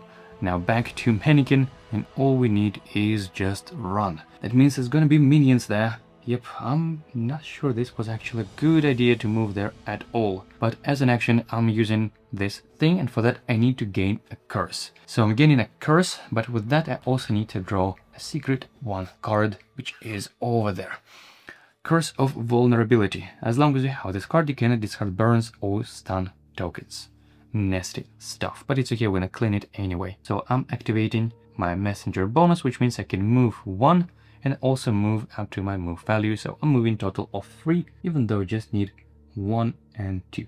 That's all I need. Unfortunately, I cannot get inside the fog, because otherwise I wouldn't be in line of sight with Striga. And then as my second action, well, I'm simply going to cleanse this curse, because this is really important against her attacks and her special in particular. So this card is going back there really quickly. Okay, back to twins, and we need to deal a couple of more damage. 2 damage specifically. So let's go for the bottom action of Shadow Whip this way. Yep, magic and dagger symbol, dealing 2 damage to defeat this elite. Yay. Just to double check, we have 6, 7, 8, and 2 more, yep, 10 damage. Got 3 lament each. This is quite nice. 1, 2, 3. Then 1, 2, 3 for Mannequin. And then let's roll the die and see what we get. Of course, we're placing the elite over here, and let's see when it's gonna come back. Oh, we've got a symbol. That means we're completely removing the elite from the game. We're banishing it for good. and I'm actually not fully sure if it's a good thing or not, even though it is additional threat, but it's also big source of lament. In fact, it's probably the biggest source of lament that we've got so far. So not fully sure it is a good thing, but hey, can't complain 100%. The elite is gone. And I believe we've done only one action of Shadow Whip. That means we still have one more action and we need to deal 2 more damage over here. And by the way, we defeated elite, so that means our passive kicks in. We can refresh one chosen action or restore one discarded die. And let's refresh sprint just in case I'm gonna need this again. So 2 more damage. How can we do that? First I would need to move, and let's say I move my shadow with run. Then I use Shadow Whip to deal some damage. I would need, yep, just this symbol. And then can I use it this way? Not fully sure about that, because the problem is I need to be on the same space with the Groovebound, and I'm currently not on that space.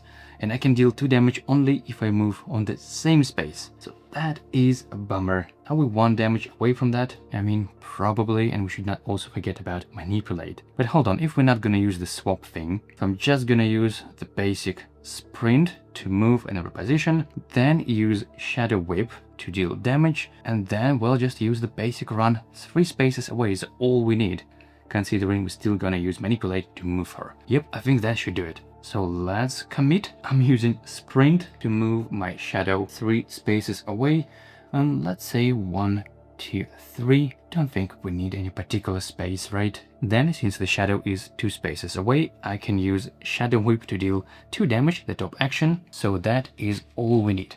2 damage to block the focus state of this turn's card, otherwise we need to discard the top card of the event deck, which is horrible. And now I guess all I need is to run. Let's say with, doesn't really matter which symbol, right? I don't have anything. Let's use this one to move 1, 2, 3. And then we are in line of sight with her and with Mannequin, so we can use Manipulate to push her out 3 spaces. There you go, Striga. 1, 2, 3. That's all we really need. Now that positioning, I must say, is not ideal, because I know I will likely get corrupted right to 15, and when I get corrupted, I can deal 4 damage for free within a range 0 to 1 from the Shadow or Assassin. And if Striga is going to move a 1, 2, 3 to the same space, unfortunately my Shadow is not in that position. Is there any other way around it? And probably not, because when I were on this space, I needed to push it by 3. Yeah, and I just realized that since Striga was standing here, that means I should have moved my shadow 1 more space away. I mean, it was on the portal space, right? And I moved it 1 to 3, but actually 3 spaces away from this one. I would need to move it a bit further, probably 1, 2. Actually, that should be enough now. But that means, hold on, I think I misplayed a bit in a way that I needed to move shadow only 2 spaces from here and then move myself out 1 space to the shadow to Striga space. Right? So I wouldn't need to use sprint for that at all. Well, I guess it's too late. I'll leave it like that. Not an optimal play, of course. Oh no, while we're talking about dealing damage, yeah, to Striga. So I guess moving here, something should be 3 spaces from where she was standing. Hope that's correct, but either way, I feel I misplayed a bit. In any case, that's all our actions. Just finally, let's get tactic, just in case I need it, and that's it. Now over to the enemy phase, and hopefully we should be safe. Let's see what's that. Fire spreading. Place 1 lament in Lament Rift 1. Where it is? Lament Rift 1. Is it? Yeah, okay, it's this one. Then, starting with the first player, each hunter with any burns deal 1 burn to all other hunters in 0 range. Okay, we don't have burns, but each hunter without any burns gain 1 burn. Okay, so we get 1 burn one way or another. I'm gonna keep it this way. If you're fighting convergence, nope, that is not applicable. Okay, minions, and yep, we actually have a bunch of them. So let's resolve the closest one. Is there the hunter in 0 to 2? Yep, it moves on this space and attacks both of us with a single die. Let's see what we get. Okay, scratch symbol on twins. Should I prevent this damage or take it? And I think I'll take it. I don't want to waste my 2 defense, considering we're gonna have another attack coming up. Now the same damage rolling for Mannequin. In this game we roll individually against each hunter, so same minion but rolling for Mannequin. Let's go. Same scratch symbol, and I do the same, take 1 damage. But now we're gonna have the second minion is moving up 1, 2, and this time it's gonna roll 2 dice because it's +1 die for each minion on this space. So this time 2 dice rolling against twins and 2 scratches. Yes, this time I am using my shield to prevent that. And the same attack for Mannequin, 2 dice. Okay, same 2 symbols. Yep, prevented 2 damage with the block token. Now this enemy is just going to move 1, and the same is true for this one. Actually, funny enough, it's moving on the river, but river is pushing it downstream this way. This is what's said on Cursed River. They also heal there, but of course minions don't need to heal. They move 1 space down. So I guess it's standing there, even though it could have moved there. Wouldn't make any difference really, so let's just keep it there. Now over to the elite, and thankfully we don't have an elite. Now over to the boss. We skip the focused lines because we dealt enough damage. So she is moving 1, 2, 3 and attacks everyone in 0 range. Well, we don't have anyone in that range, and we're not discarding the top card, but we do resolve the special. So the attack track goes up again. Obviously it's at the limit. We're spawning 2 more minions, and let's see, we have 4 minions currently in play. That means we're spawning starting on the next highest Lament Rift.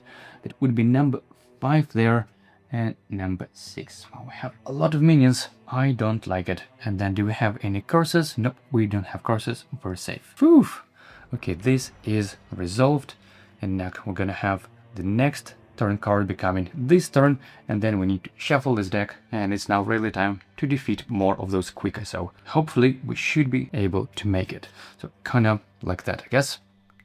And let's see what we have. Tempted to be strong again. No, this time I won't get tempted. Now we just need to resolve another stage. Oh no, they're gonna level up again. Most likely. Let's see. Obsession Spike. Resolve immediately, level up the Griefbound, and each elite enemy the Griefbound gains 3 Obsession. Well, they are already at the maximum. We cannot go higher than that. But of course we do get another level up from 2 to 3, and then it's gonna be 1 step away from another level up 4. That is horrible. Of course we don't have the elite anymore. Okay, and we still have to go through the corruption, which at this point already starts to hurt a bit usually. So let's see what we have. Corruption, obsessed. Move 1 was the closest hunter, but hold on, we don't have any hunger. Oh, okay, that's good. So we're just resolving the middle section, and we're both from 5 to 15 range. You may gain 2 hunger to heal 2 if you don't gain 2 curses. I'm actually not sure what's worse, but I actually think I don't mind gaining some free healing effectively. There aren't that many ways of heal in this game at all, so I think I will find a way of removing this hunger anyway. So you may gain 2 hunger to heal 2. Yep, I'm gaining 2 hunger for twins to heal to 6. And the same is true for Mannequin, even though we don't need that much, but I don't want to gain curses either. That is effectively next turn you will be wasting cleanse for that as a minimum. So at full 10 health, even though that would be a bit of an overheal, I think. But yeah, a bit unfortunate. Now let's go through the evolution. I need 1, 2, 3. So 1, 2, 3, we go to 13. That is another evolution, poison darts or exceptional training. Okay, a bit more poison application or another passive. When you refresh an action, the shadow deals 1 damage in 0 range. Oh, this is actually quite good. I do refresh actions a lot, so that is, well, another source of occasional damage. Yep, let's take it. Let's take this passive. But we will go through another evolution, I believe. And before that, yep, we discarded 2 more to go to 15. Ta-da! Let's go for it. And unfortunately, we don't have a Griefbound in 0 to 1 range from Assassin or the Shadow. But you know what? Let's still deal at least 1 damage to the minion, or potentially could have heal 4, but that would be a bit of, extra healing wasted. I'm not sure I need that much healing right now. I'd rather clear up those minions, as otherwise, yeah, there are just a lot of them. So be 1 minion down, I get 1 lament for that as well. And now we go to the final, another evolution we have today. We have in this phase 1, 2 more cards, Shadow Explosion or Poison Detonation. Shadow Explosion is a great area damage, especially if you have elite or shielded enemies, because dealing 5 damage to just normal minions, that feels a bit wasteful, so no, I don't think I will take Shadow Explosion. But Poison Detonation, yeah, this is actually finally a way of getting some value from our poisons, and it's been a long time. I've been looking for this card. I believe there are 2 of them in the deck, so we finally got one. I'm taking poison detonation. Just need to find room for it. Let me place actual passives to the right. Should not forget using them, of course. Collecting bounty and exceptional training. Gonna stack them up like that. Okay, and I still have another one. Could have get rid of hunger. Should gain a bit more corruption. I need 2 more level ups, and I think at this point I need to be a bit more picky when it comes to my cards. So you know what, I'd rather go to 17 and leave hunger as is. Now for my mannequin, we're just going to discard 3, and yep, it means we're keeping this hunger as well. Unfortunately, we need 3 to, at least for the next evolution. And yep, I'll take another action. I think we're liking that a lot. And that's about it. Let's go through refresh step. I'm passing the first player token to twins. Let's refresh all of those things. And let's pick the next messenger and the next personality. And this time, yep, let's go for mage. We need to nuke down some of those enemies. So I'm picking mage, although that means I would need to block my sprint action. Well, actually before that, let's take a look what boss is going to do this turn. We don't have any damage on those cards. This is not good. And this one, yep, it's a horrible one. Big area damage in a 0 to 3 range. So we need to defeat this one. Means the next card will be there. Even though, I mean, in ideal case, I would rather defeat both of them. But not sure. Okay, let's focus at least on defeating this card 100%. And after that, if we leave this card in this turn slot, it's going to be same area damage, move 3, and attack in a 0 to 1. So we can use the same strategy, push her to the fog. She will be here, so yeah, I think I don't need sprint, so that means I can safely pick mage personality to block sprint. At least I hope so. Now over to twins. Let's refresh those as well and reroll all of the dice. Okay, like that. We don't need those enemy dice. Roll those. I'm actually not sure I like it. We don't have a single double dagger symbol, and we don't have an arrow on this one. I might use tactic to reroll it, but first I'm definitely keeping those. I don't mind some magic symbols, but I'm not sure about those. But you know what, for now, let's keep it as is. Could we activate even a single lethal momentum? And I guess, yep, we should be able to do that. And yep, I still might need to use tactic at least on this one. So now it's the status effect step, and this is where we have an option. We can either do nothing effectively and take damage from burns as is, or we can remove or discard 1 magic symbol to remove 1 status token now.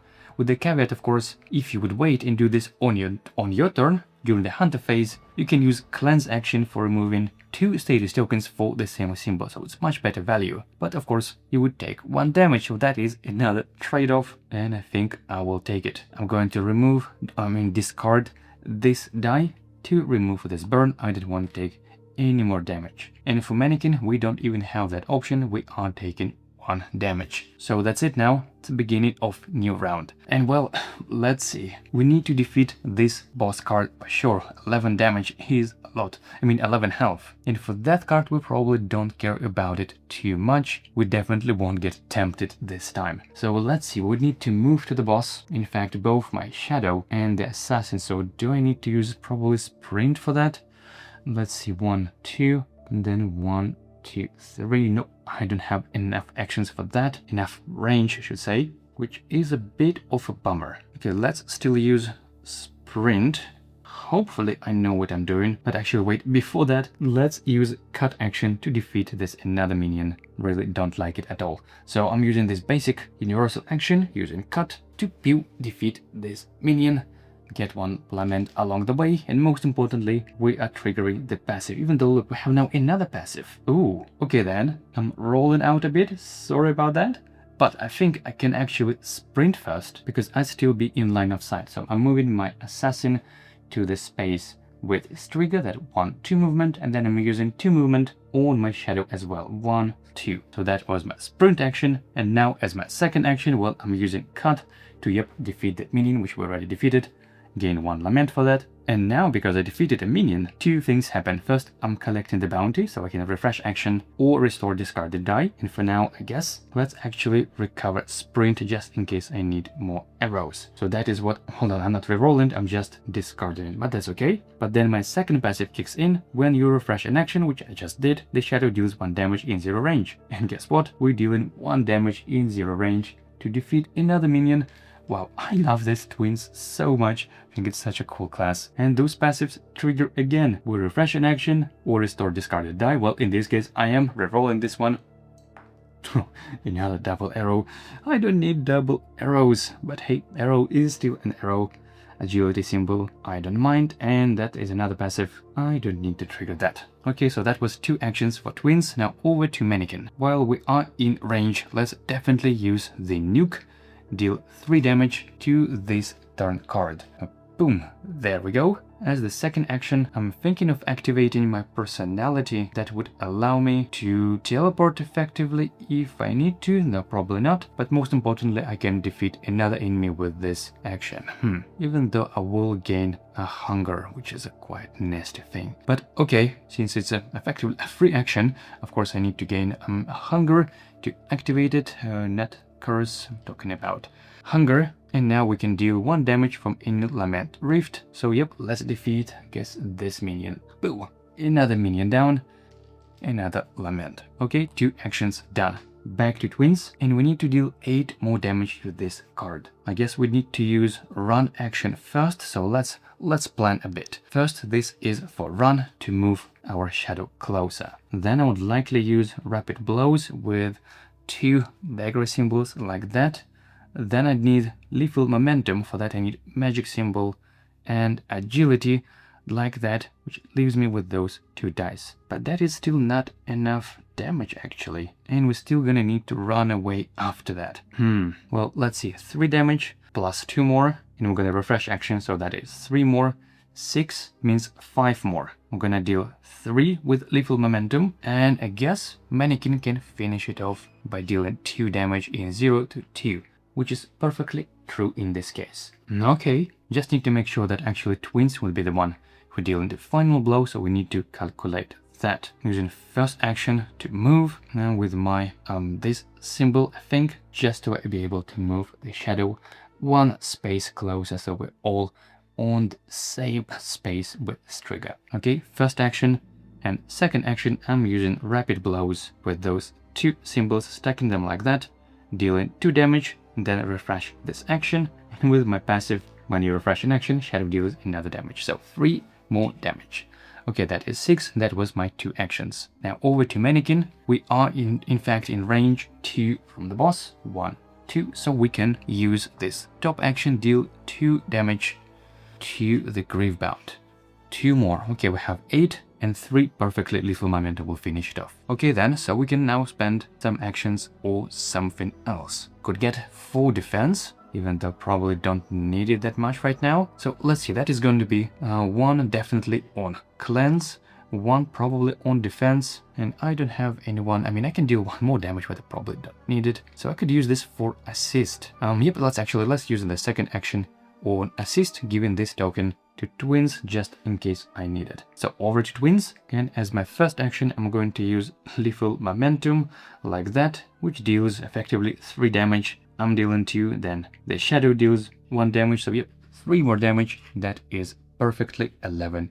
We are indeed defeating this card. Yay, another trophy, and couple of things happened. First of all, let's fully resolve lethal momentum, and as part of resolving lethal momentum, I can restore 2 discarded dice. So let's do that. I'm restoring those 2.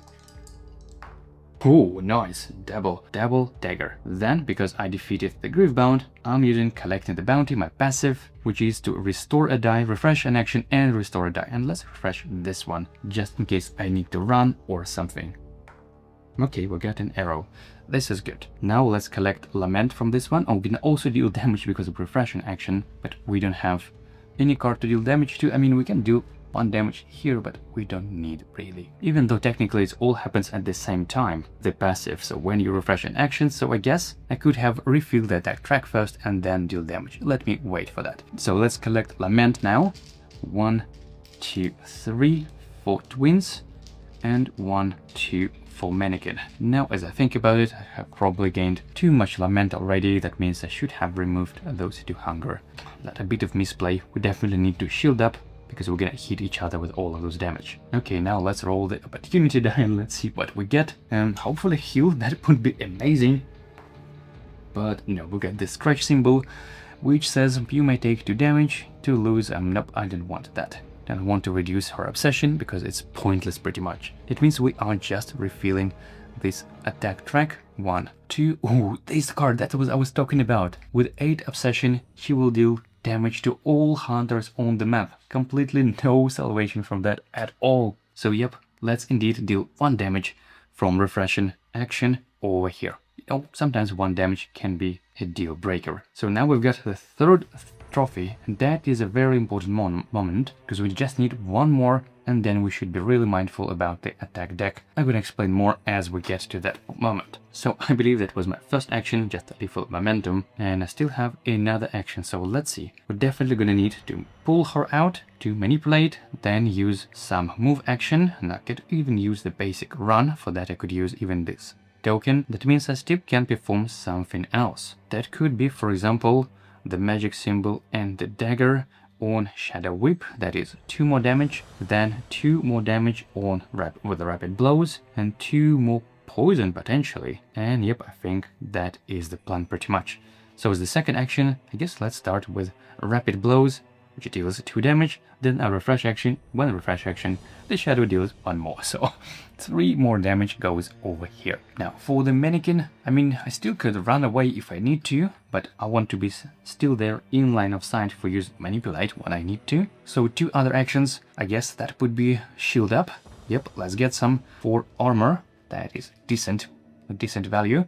And as the second action, we can deal 1 damage in 0 to 1 and line of sight in 0 to 2. Unfortunately no minions in that range, but hell, you can still deal at least 1 damage to the Groovebound. So as my second action, I'm using this one, even though wait, I was planning to use Cleanse. But it's okay, since I don't need to move, I can use that one for Cleanse.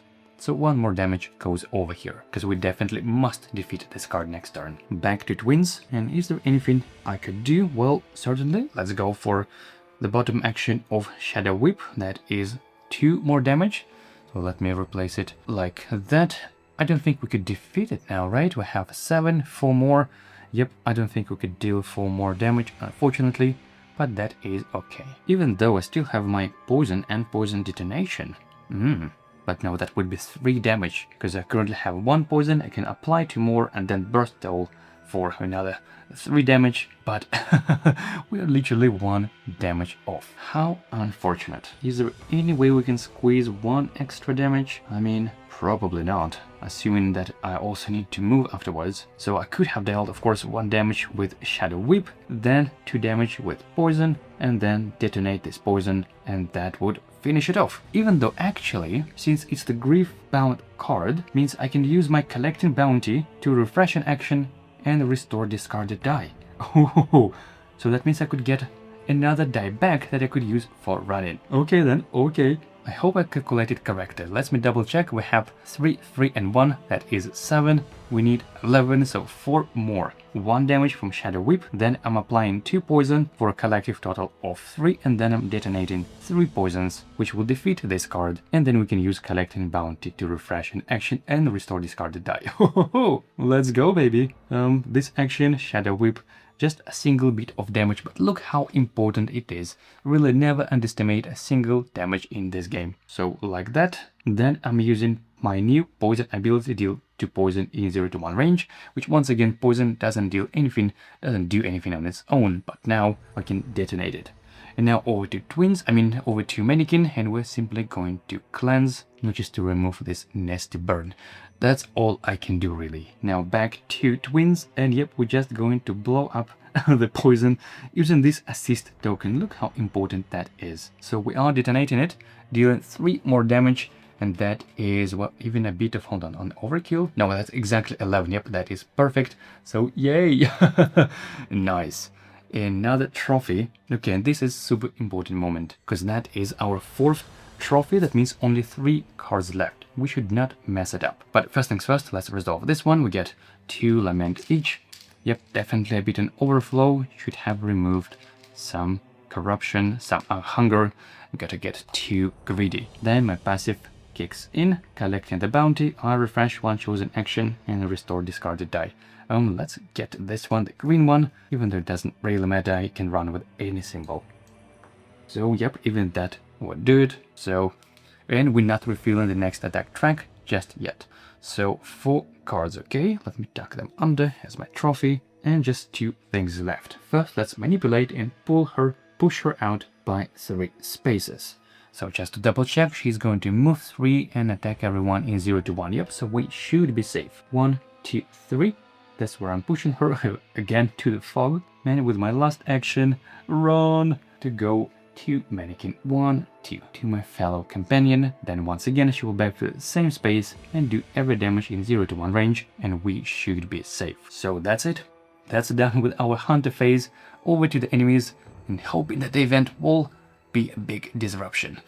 Let's see. Dark Ritual. Each hunter may spend 1 lament to resolve.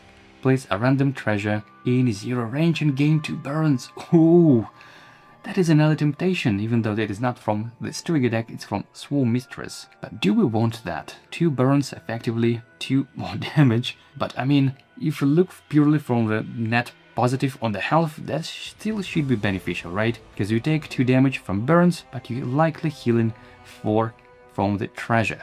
Even though there could be other good things as well. So yep, let's go for it. I'm choosing for twins to do that. Indeed, I'm spending 1 lament because I think I have enough to place a random treasure in 0 range. So get some treasures that I have not used yet. Let's place, I guess, this one over here to this space. And for Mannequin, well, actually, I don't think I want to do that. It says you may spend it. Even though 2 treasures could be good, but I'm not even sure it's even possible to have 2 treasures on the same space. Yeah, let's not get too greedy. Let's not get burns on Mannequin. I think that is a bit more risky on this character. Okay, so this is resolved. Now let's go over with minions, and we have a bunch of them. Let's see, this fellow is moving 1. Well, the river pushes it back down. How hilarious is that? And we have only another 1 minion over there in the far right corner. I'm not sure if you can actually see this way. He's going to move 1. No one is line range or line of sight. Even though technically he could have actually moved here on the river, and the river would push it down here, and this way there is a line of sight, but I guess there isn't a tie between those 2 spaces, so I'd rather place it over here, I guess, even though, I don't know, a bit of cheating. Yeah, let's use the hardest way, the most punishing way. So we are indeed moving the minion over here. The river pushes is downstream, and then it is in range, right? Attack 100 in 0 to 2 in line of sight with 2 on 2 dice. Oh my goodness. Maybe I'm making it too hard for myself. But let's roll for. Instead attack 100, right? And when there is a tie, I believe the corruption is the tiebreaker. Ooh, so he's going to attack my assassin. Oh no. But hey, I guess that is the most punishing way to play it. So let's go. Okay, that's actually not too bad. We're taking 1 damage from the scratch symbol, but we're taking nothing from this eye. Okay, there is some balance in the universe, I guess. Now the elite is doing nothing.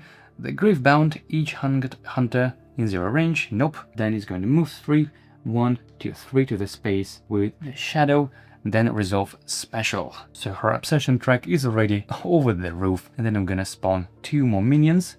We currently have 1, 2, that means we need to spawn starting on lament number 3 and lament number 4, that is over there in that river. Okay, we're definitely using this to our advantage. And then we still don't have any curses, right? So we're not taking this effect. Wow, not getting any curses is so crucial in this encounter. And after that, she's dealing some damage in 0 to 1, but no one in that range. Now, this is super important because we have this turn track refilled, next turn track refilled, and final attack is now showing up. But because we still have 3 cards currently, this final act not trigger yet. But if we manage to defeat any of those cards actually, then it will trigger because there would be fewer than 3 cards left. That means this turn we actually should not defeat any card at all, because ideally if we don't do that, this card slides off even the weight. So we have 1 card in the discard pile. Okay, that is a bit of a bummer, because if we defeat next turn card, we check in, do we have fewer than 3 cards? Yep, that is true, 1 and 1, we trigger final act. If we defeat this card, also same thing, this triggers. That might be a bit problematic. Oh no, what I'm talking about. Of course, everything is correct. In fact, this is exactly the position we want to be. The only thing that I should have done instead of discarding discard, because this final attack is revealed, and it literally says on the card itself. If there are 2 or fewer attack cards left in play, enter final act. Well, we have 1, 2, 3 cards left, so that is false. Otherwise, reshuffle the discard pile and place it here. So basically, we're reshuffling this single card, kind of putting it back like that, and that is exactly the spot we want to be. That means on our next turn, we only need to defeat the next turn card, meaning we won't trigger the final attack, which would of course end our hunt phase. I will maybe talk about it a little bit more once we get there, but basically we need to survive and tank this card, which shouldn't be too big of a problem. Okay, so then the last time track, we are moving to stage again. Oh my goodness, we're gonna level up to 4. Oh my. Consuming Obsession. Set up, level up the Griefbound. Yep, and passive, each time you resolve evolution, the Griefbound gains Obsession level. You may discard Lament to ignore this effect. Well, yep, that is one of the permanent effects I was talking about, kind of the passive. We don't need it, she's already at the maximum obsession, but we still need to level her up to level 4, and you look at this huge jump from 11 health to 14. That is a lot. Phew. Okay, over to the corruption step, because we've done with enemies, and let's see what we get. I do have a couple of 2, 3 hunger. Okay, move 1 towards the chosen enemy. Oh, we're not moving towards the chosen hunter, we're moving towards the chosen enemy. I believe there are 2 or 3 cards like that in the deck, which are actually kind of sort of like good cards, I guess. So we're both moving towards the chosen enemy. And yeah, let's dish out some damage to the Griefbound. It's move 1 for each hunger. So I'm moving 2 for twins, can move up to 3 for Mannequin. Let's move to Striga, even though, hold on, 2 damage, 3 damage. Yeah, it will be a bit of waste if we do this on these minions, especially since you move on their space, you take 1 damage. We don't want that. So I'm moving. Actually, let me first move my Mannequin. Moving 1, 2, 3. No, actually moving 2 and dealing 3 damage to the Griefbound, and let's deal damage to the next turn card. And for the twins, I'm moving as well, 1, 2, and the reason I moved Mannequin first is because we're now at the limit of the models on a space. This means I need to push somebody out, and let me push the Mannequin, of course, 1 space back. Like that, and now I'm dealing 2 damage from my twins, and I will probably place it on this turn card, even though I'm not sure we need to waste any damage on that. I mean, we still need to discard the top card of this event deck if we not to do this, but as I think about, we have, let's see, 1, 2, 3 event cards in the deck. No, I still don't want to discard it just in case we need some extra around. So I'm placing 2 damage over here, meaning we need to deal 11 more damage on the next turn card, and I think that should be doable. Ooh, and for each damage dealt, discard 1 hunger. Nice. So we're basically discarding all hunger. Ho, nice. And for the corruption, we both, no, actually we're on different ranges. So for twins, we are on the final range from 15 to 12 to 20, gain 1 hunger, and yep, that's it. For Mannequin, we're still in the middle range from 8 to 14, from 9 to 14, so we're also gaining 1 hunger, but also healing 1 HP. Not too shabby. And then we reshuffle on this deck, right? Yep. Let me do this now while I still remember about this, because apparently sometimes I forget doing things, especially on camera. You know, so much focus and attention goes into the filming process, making sure things in frame and so on. So I do apologize whenever I miss some small details. So, okay, this is resolved. Now let's go over to the evolution process, and we can go 1, 2 for the first evolution. And do I want more cards or more dice? Well, let's see what we get first. Got Twins, Cascade, and Dazing Effect. When an enemy attacks, you may discard up to 2 poison from to reduce the number of rolled dice. Oh, this is another good use of poison. Or Twins Cascade. Deal 2 damage in 0 to 1 range. On a kill, the Shadow may deal damage, and if the Shadow kills an enemy, you repeat this action. Ooh, this is actually an amazing card, but it is a bit expensive, and I have already Rapid Blows that requires the same symbols, so can I even afford it at all? And honestly, I don't think I need it. I think I might take this in effect just in case something goes wrong in the final act and I need to survive somehow. I think this actually might help. But on the other hand, I mean, more dice, more damage. Let's see, this turn she's going to move 3 and then deal burns to 0 to 1 range. So same strategy, we're gonna manipulate and pull her out, move her to the fog, so we should be safe this turn, and next turn is gonna be the final act, and hopefully we could do this in one hunt phase. Okay then, I'm not picking any of those cards, even though Twins Cascade is a fantastic card, especially when you have more minions and stuff. Instead, I will take another die, and I'm thinking of getting a black die. Let's see, I have 1, 2, 3 black, and 1, 2, 3 green. But yeah, I think at this point I probably need more dagger symbols, especially those double ones. Okay, first evolution, and the last evolution, I can be a bit more picky, maybe even scroll through the deck a bit. Oh, Shadow Lure and Poison Detonation. A bit of crowd control with Shadow Lure. It's actually a really great card when you are super surrounded with enemies. Will it be the case for me? Let's see, we currently have 1, 2, 3, 4 minions, and she will spawn 2 more, and actually 2 more. Oh my goodness, that's gonna be a lot of minions. So, Shadow Lure or another Poison Detonation, or potentially another die. I mean, we still have 2 treasure tokens, right? We have 1 and 2, so there is a chance at least one of them will contain a die. But do I need more? Let's see, Poison Detonation or die. Yep, you know what, let me get another die, just in case I need to. I feel like I have a lot of refreshing engine going on, so I think I get more value of repeating actions rather than doing anything else. So I'm picking another green die this time. And that's about it. I don't have any more Lament left, even though I could have potentially kind of scroll through the deck by discarding additional Lament. So I'm just discarding all of it, as well as this Hunger. And now over to the Mannequin. Ooh, get to the Corruption finally. So let's remove that, and let's go to Corruption 15 first by discarding 2 Lament, 1, 2, and yeah baby, finally catching up with our Mannequin on the corrupted side. Either heal 4 or give 2 random strings to the main hunter. And of course I'll choose more strings. I think they've been great so far. So here what we have, move and shoot. So we have all different kind of strings, even though I don't have space for them.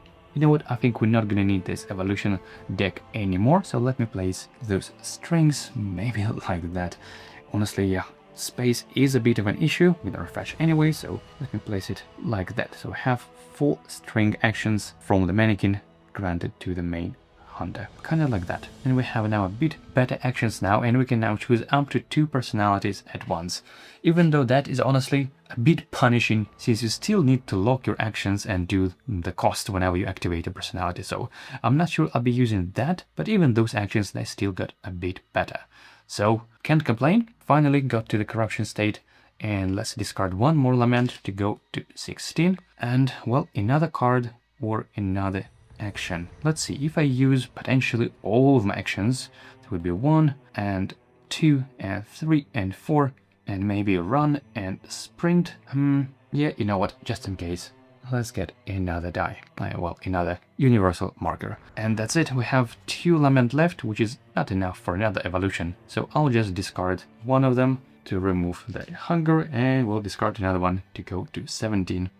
And that's about it. Now the refresh step, I'm gonna pass the first player token to Mannequin, give the assist token back, refresh all of those actions, and now we need to choose another personality, and unfortunately I cannot select the same 2 times in a row. Unfortunately, that limitation still applies even on the corrupted side, but we can gain a bit of extra, I'm thinking, mobility, or potentially Commander for gaining a bit of defense. Now I think our defense is good, so let's go for the Messenger personality, which means we need to block the tactic action, which of course I'm placing it like that, and I'm blocking the Mage token. Okay, we're good with Mannequin. Let's now refresh all this mess on our twins as well.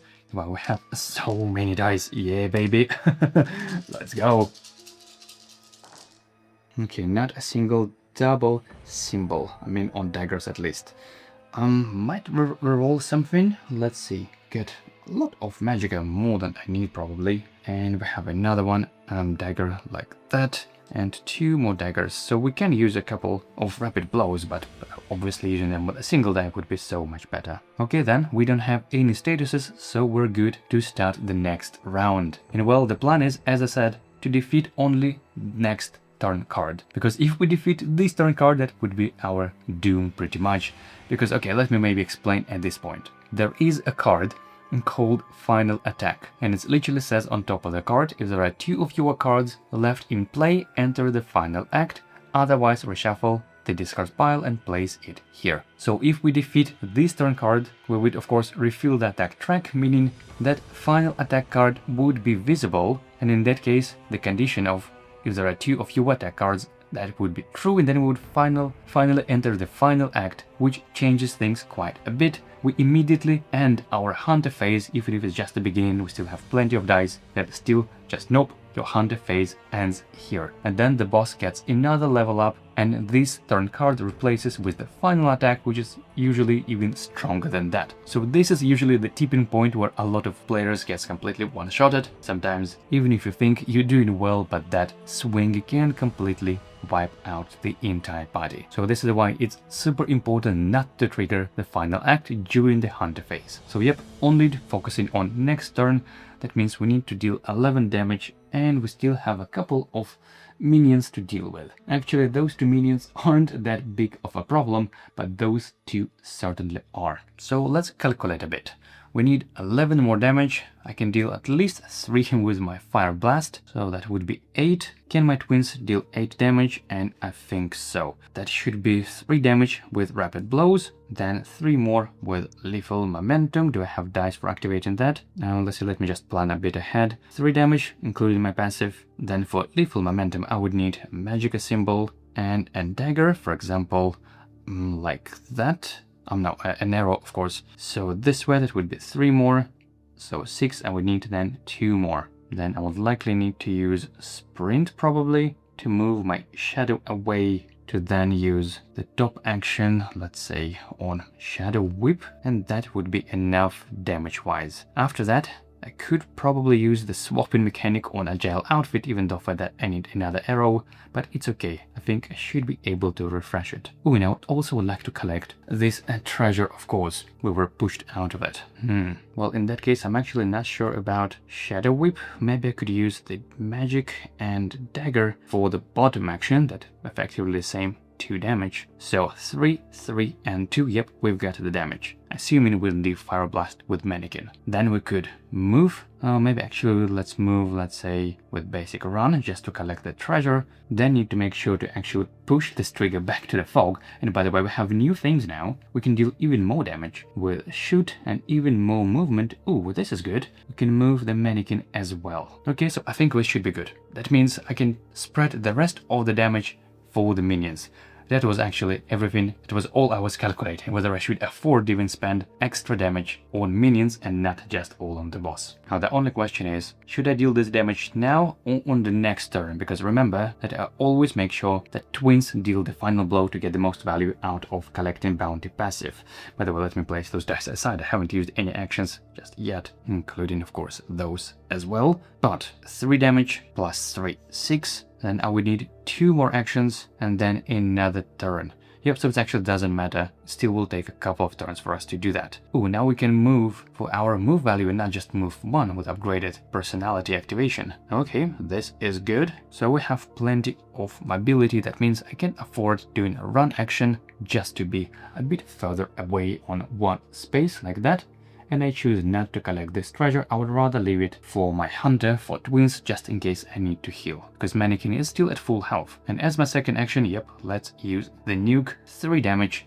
Boom. Let's go. Okay, now over to twins. And we are both in a perfect position with the boss, so we can dish out some damage. And let's start off with rapid blows. Pom pom. 2 damage, then refresh this action, and then exceptional training kicks in, dealing 1 extra damage. So that is 3 more goes to the next turn card, and then we follow it up with lethal momentum, with arrow, agility, and magic symbols, dealing 3 more damage, and I choose to restore 2 discarded dice. So 3 more damage, we now at 12, and yep, let's restore those dice. Okay, we got another dagger and another arrow. A bit unexpected, but either way, that was 2 actions on twins. So back to Mannequin, and let's dish out some damage to those minions. We have 1 and 2. Now let's just use, I guess, those 1, 2 damage. A bit overkill, but hey, that is still fine. And then we deal 1 more damage to this one. Okay, we're using both actions on Mannequin, defeating both of those minions, 1 and 2, just to be a bit safer. We get 2 Lament for that as well, and that's about it. Now over to Twins. All we really need is just to deal 2 damage, and we can do this in a couple of ways. Either Shadow Whip, which would be magic and dagger, or with rapid blows with double dagger. Would it make any difference really? I don't think I need magic symbols for anything else. So let's just go for it. I'm using over here 2 damage, boom boom, 1 from Assassin, 1 from the Shadow, deal 2 more damage, and that is 12 plus 2 more, yep, 14. We are indeed defeating the next turn card, which is exactly what we want. Let's see, we get a couple of Lament for it as well, even though we don't need this at this point. 3 for Twins, 2 for Mannequin, and that's about it. We have 5 cards here, right? Yep, so 2 left. Perfect. Let me actually place all those aside. Don't think we're gonna need them.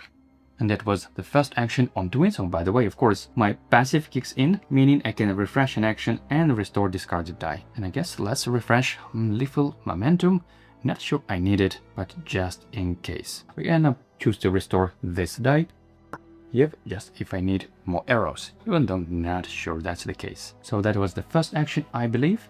We still have a bunch of things we can manipulate, but we just don't need any more damage this turn. Let's save it all for the next turn. And that means, well, if I don't need to deal any damage, the only thing I wouldn't mind doing is just applying a bit more poison, just to preset things up. And let's see, then I would need to use run, then let's say move, then sprint, and frankly we can use any action, any symbol for run, so that would be like that. Okay, yep, we have enough mobility if needed. That means I can afford spending, let's say, this die on applying 2 poison while we're still here.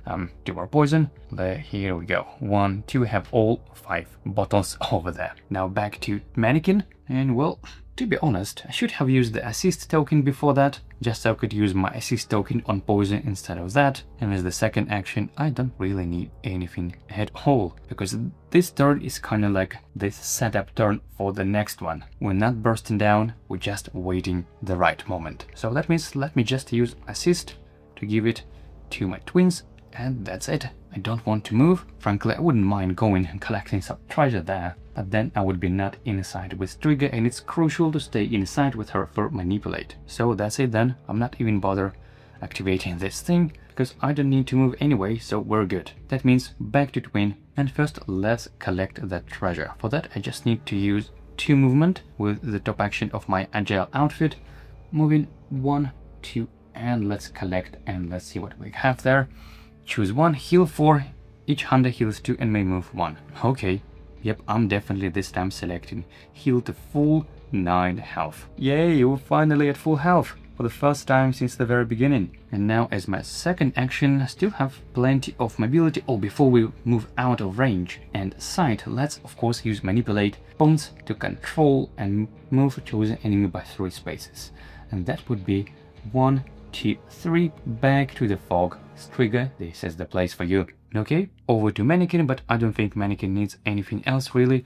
Yeah, on the next evolution, let's definitely draw some more cards. That means it's back to Twins now. And let's see, do we have enough mobility to actually, I'm thinking of collecting that treasure and maybe even visiting this forge, because in the forge I can take another starting item, which actually might be quite nice, considering I'm already full at evolution and there is no other way of getting any more actions. So let's see, I am currently 1, 2, 3 spaces away from that treasure. Okay, for that I can use, let's say, basic run action. Doesn't really matter which symbol, I guess. So let's just for a moment think it's gonna be this run action. And then between the treasure and the forge, we have 1, 2, 3, 4. Okay, that is quite a distance, but I can use this with sprint. The only problem is that at the beginning of the next turn, I'll be so far away. Even the hold on Striga will move 3, right? Yep, she's moving 3, so she would be 1, 2, 3, same space, and then from the forge I could use the portal. That would be 1, 2, 3, 4. Perfectly. So next turn I can still reach her with 1 action. And yeah, let's go for it. I mean, we're pretty much at the final act anyway, so I'm using the run action to well, run 3 spaces, 1, 2, 3 to collect another treasure. Wow, it's so far I can barely reach it. Okay, let's see what we have. Oh yes, we'll get another die, baby. Or for defense, but no, I cannot say no to a free die. And yeah, it's a green one. It's gonna actually I need to reroll it just in case I'm gonna use it. Let's see, is that another arrow? Okay, green die, baby. Nice. And now I'm using another action, sprint, to go to the forge. 1, 2, 3, 4. And in the forge, let's actually read. I believe we need black die for that. So we have 2 actions. Either discard a black die and the Abyss Forge to gain 1 chosen item of your hunter. Oh yeah, that is what I was talking about.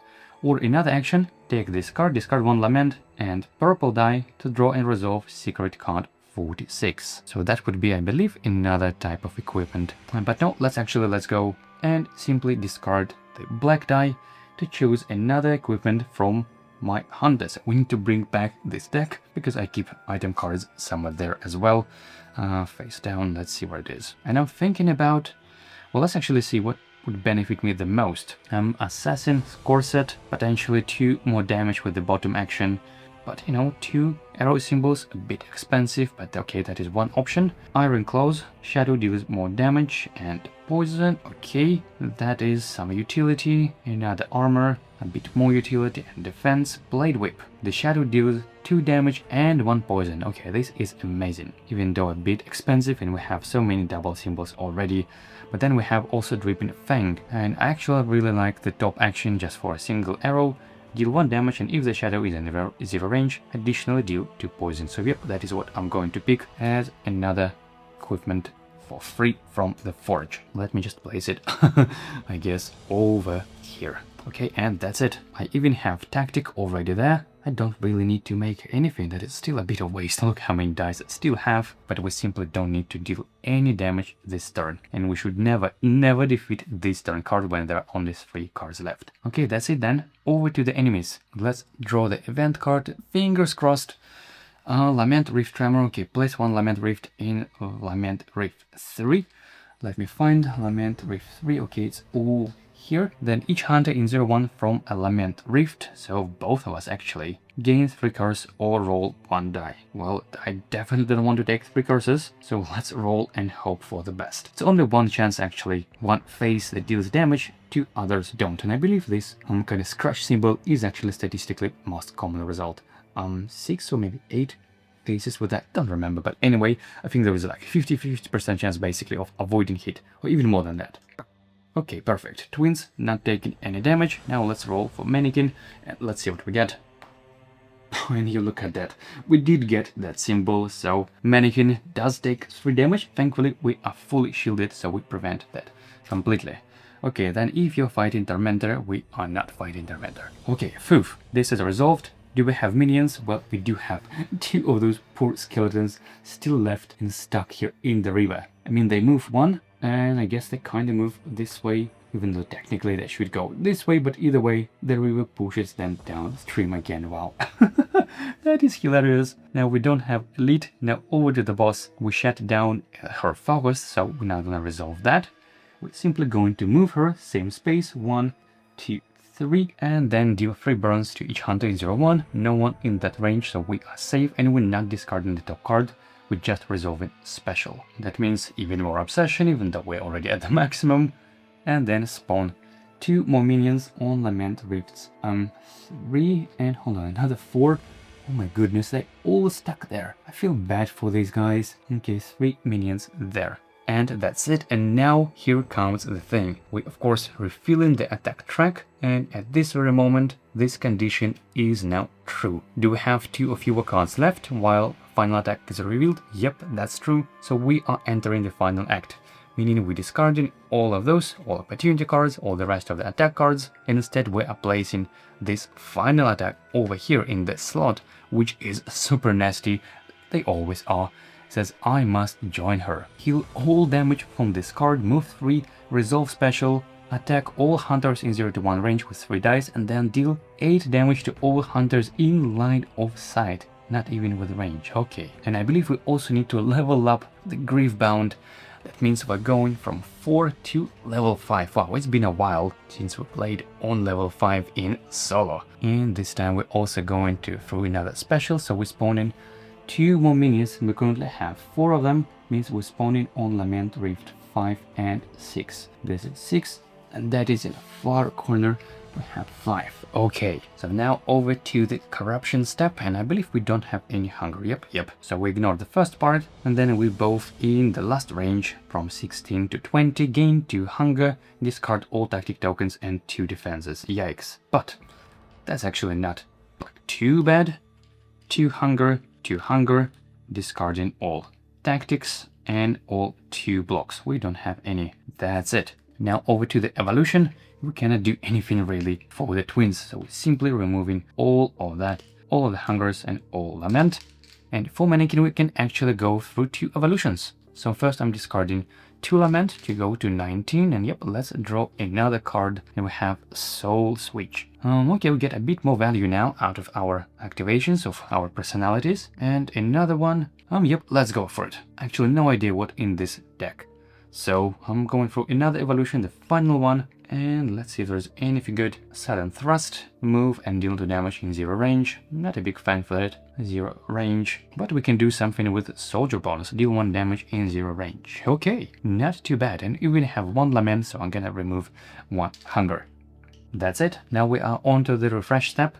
Let's first pass the first player token over here, then refresh all our actions. Pum. And do we have, yep, this assist token as well. And let's choose the next personality, or even up to 2 personalities for the next turn. And I would say let's select, and we cannot of course pick this messenger unfortunately, so that has to be something from those 3. And let's see, with a mage bonus we can deal 1 extra damage. This actually might come in handy. So let's pick this one, and I'm thinking of course I should refresh this one. Maybe pick another one if I can afford that. We need to deal 15 damage, but potentially multiple times. This is really crucial. I mean, in best case scenario, we just need to do this once. In worst case scenario, we would need to do this a couple of times, even though the health will actually go down. And I'm gonna talk about this in just a moment. So let's see, what's the most amount of damage we can deal with our personalities. I mean, I quite like this soldier bonus because we can now set any black die of a hunter in 0 to 1 to any side, so we can utilize double symbols, gain a bit more value this way, and also we can deal 1 damage in 0 to 1 and line of sight, even though that means we would need to block our move action. And for soldier specifically, you can choose which of the move actions you block, either run or sprint, but because with the major personality we would need to block sprint, that means with soldier we're blocking basically both and sprint and run. The only caveat is that we still need to come a bit closer to her. Let's actually take a look at the map. We are currently 1-2 spaces away, but a couple of our abilities deal damage in 0 to 1 range, so we still need to move, but I believe we can move, yep, with this action. So hopefully that shouldn't be a problem. It means, yep, I'm gaining 2 personalities. On the corrupted side, I can select up to 2 indeed, and that means I'm of course blocking the sprint action from mage, and I'm blocking the run action from soldier. I hope that 1 turn is all we need, otherwise I'm pretty much screwed. I'm going totally all in on that. Now for twins, let's roll all of that and just to check how many dice we have. I mean, that is 5 and 4 and 2 more. Wow, that is 11 dice. How ridiculous is that? Okay, I can already see double symbol. This is good. Have 1. And let's see all the daggers. That's it, right? Only 3 dice. What about the arrows? Well, I have a bunch of arrows. More than needed, actually. But thankfully, and hopefully with a bit of help of this personality, we can actually set this one to the side that we need. And a couple of magicka. Okay, so I think we're good for the final round, and hopefully final round of the game. So let's see. And by the way, of course, I should have discarded this thing. We no longer need that. We used our forge to forge, well, another weapon, and let's go all in for it. First, I'm using the sprint action to get back to the battlefield, so I'm moving 1, 2, 3, and 4. We're now all together on this space. And now, while my mannequin is still in range 2, by the way, I should have discarded this one as well, of course. Now, I believe, yep, we can use shoot action. So let's go for it. I'm using the shoot while we are in that range to deal, well, 1 damage. But it's okay, that's just the beginning. Okay, 2 actions for twins done. For the mannequin, while we are in that range, let's of course use our nuke to deal 3 more damage. So 3 more to go over there. And then I believe we still have a couple of more. Let's actually take a look. Can we move and discard, choose an enemy and move? No, we don't need any of that. So is there anything else that we must use only in range, a minimum of 2? And I believe not. That means we are now safe to move, and we can now move with this bottom upgraded action. We no longer dealing damage or moving, we can use both. So 1 damage in 0 to 2 range in line of sight and move. Perfect. So 1 more damage, pew, and I'm moving 1 space closer. This should do it. I'm completely ignoring all minions. We just need to defeat the boss, and I have a feeling we should be able to do that. We have 5 damage, and that means 10 more to go. And let's keep going. Let's use lethal blows, rapid blows, which deals 2 damage, and then we'll refresh this action, so effectively 3 more damage. Okay, boom. Then I could detonate some poison. Yeah, let's go for it as well. That would be 5 more damage, even though we need to make sure that once again, Twins is the one who deals the final blow. So we have 8, we need 7 more damage, but on Mannequin turn, I will deal at least 2 more. Yeah, that's actually perfect. So let's go for it, and let's use the poison detonation, and let's see which symbol I should go for it. Maybe Magica. I don't think I need this a lot, even though I could have used this for activating lethal momentum. Okay, let's use the arrow then. The agility symbol to activate poison detonation. Pew! 5 damage from detonating all of that poison. So 5 damage, 3 and 1, 1. Let's see, 3, 1, 1, and I can actually replace those damage tokens for another 3. So we have 12, 13. Oh no, oh no, that is a bit too much. That means my Mannequin will be the one dealing the final blow, and we don't want that. Okay, just to double check, we have 12 plus 1, 13, yep, and this attack can deal 2 damage. I didn't want to use this attack yet. That means as the first action, let's use assist token, just in case. I can use my poison application again. And as the second action, let's activate, I'm thinking about the soldier personality. For that I would need to gain 1 burn. So let's go for it. I'm gaining 1 burn. And as an action, activating Soldier, and Soldier bonus allows me now to do a couple of things. First, each hunter in 0 to 1 range and line of sight sets the black die to any side. So this is why I'm going to set this one to the dagger symbol side. Thank you, Mannequin. And as the second bonus from this activation, if there is an enemy in line of sight, deal 1 damage in 0 to 1 range. So yeah, we are dealing another bit of damage. Let's see where it is. Well, let's just place 1. So we now have 14 here, which is perfect. Back to Twins, and we just need 1 damage. I think I will use actually the top action of Dripping Fang. So 1 damage, that is exactly what needed. And then if the shadow is in 0 range, which is true, we additionally apply 2 more poison. So 1 and 2 poison, and this card is defeated. Yay! But in the final act, it works a bit differently than any other card. We don't have the opportunity anymore. Instead, we resolve this one when it says on the final act. We roll the die, and this will determine how much we downgrade, kind of de-leveling the boss. There is 1 out of 12 chances that we just instantly defeat the boss completely, but I always find this a bit kind of too cheesy, I guess. But either way, we de-level it by 2 levels, by 3 levels, or instantly defeating it at all. So let's go for it and let's see what we get. And we de-level the boss by 3 levels. So from 5, it goes all the way down to the baby level 2. Let's see where it is. Nope, not on this one. It's on the very first one, so that means we just need to deal 10 more damage. And that will be guarantee a victory after that. So we should also not forget about the collecting the bounty, because we still defeated the boss card, even though it's still there, but it still counts as the Griefbound card kill. So we refresh an action and restore discarded die. And let's actually refresh our poison detonation, and let's roll this one again. Okay, we get 1 dagger symbol. And because we refreshed an action, we're also doing 1 damage from our shadow. Boom, that's it. Now, I believe that was the first action, so I still have another one. And let's apply more poison with poison application like that. 2 more. 1 and 2. Okay, over to Mannequin. Now we can deal 2 more damage with this top action. So 2 more, changing this to 3. And is there any other way I can deal more damage? I mean, yeah, a little bit with melee, but I don't need this yet. but I can activate the mage bonus as a second action, which would require gaining a hunger. Flipping it, and let's see if there's anything. We can move one chosen enemy. We don't want that, but we can deal 1 damage from Element Rift, because we are indeed from Element Rift, and yep, we can deal damage from Element Rift.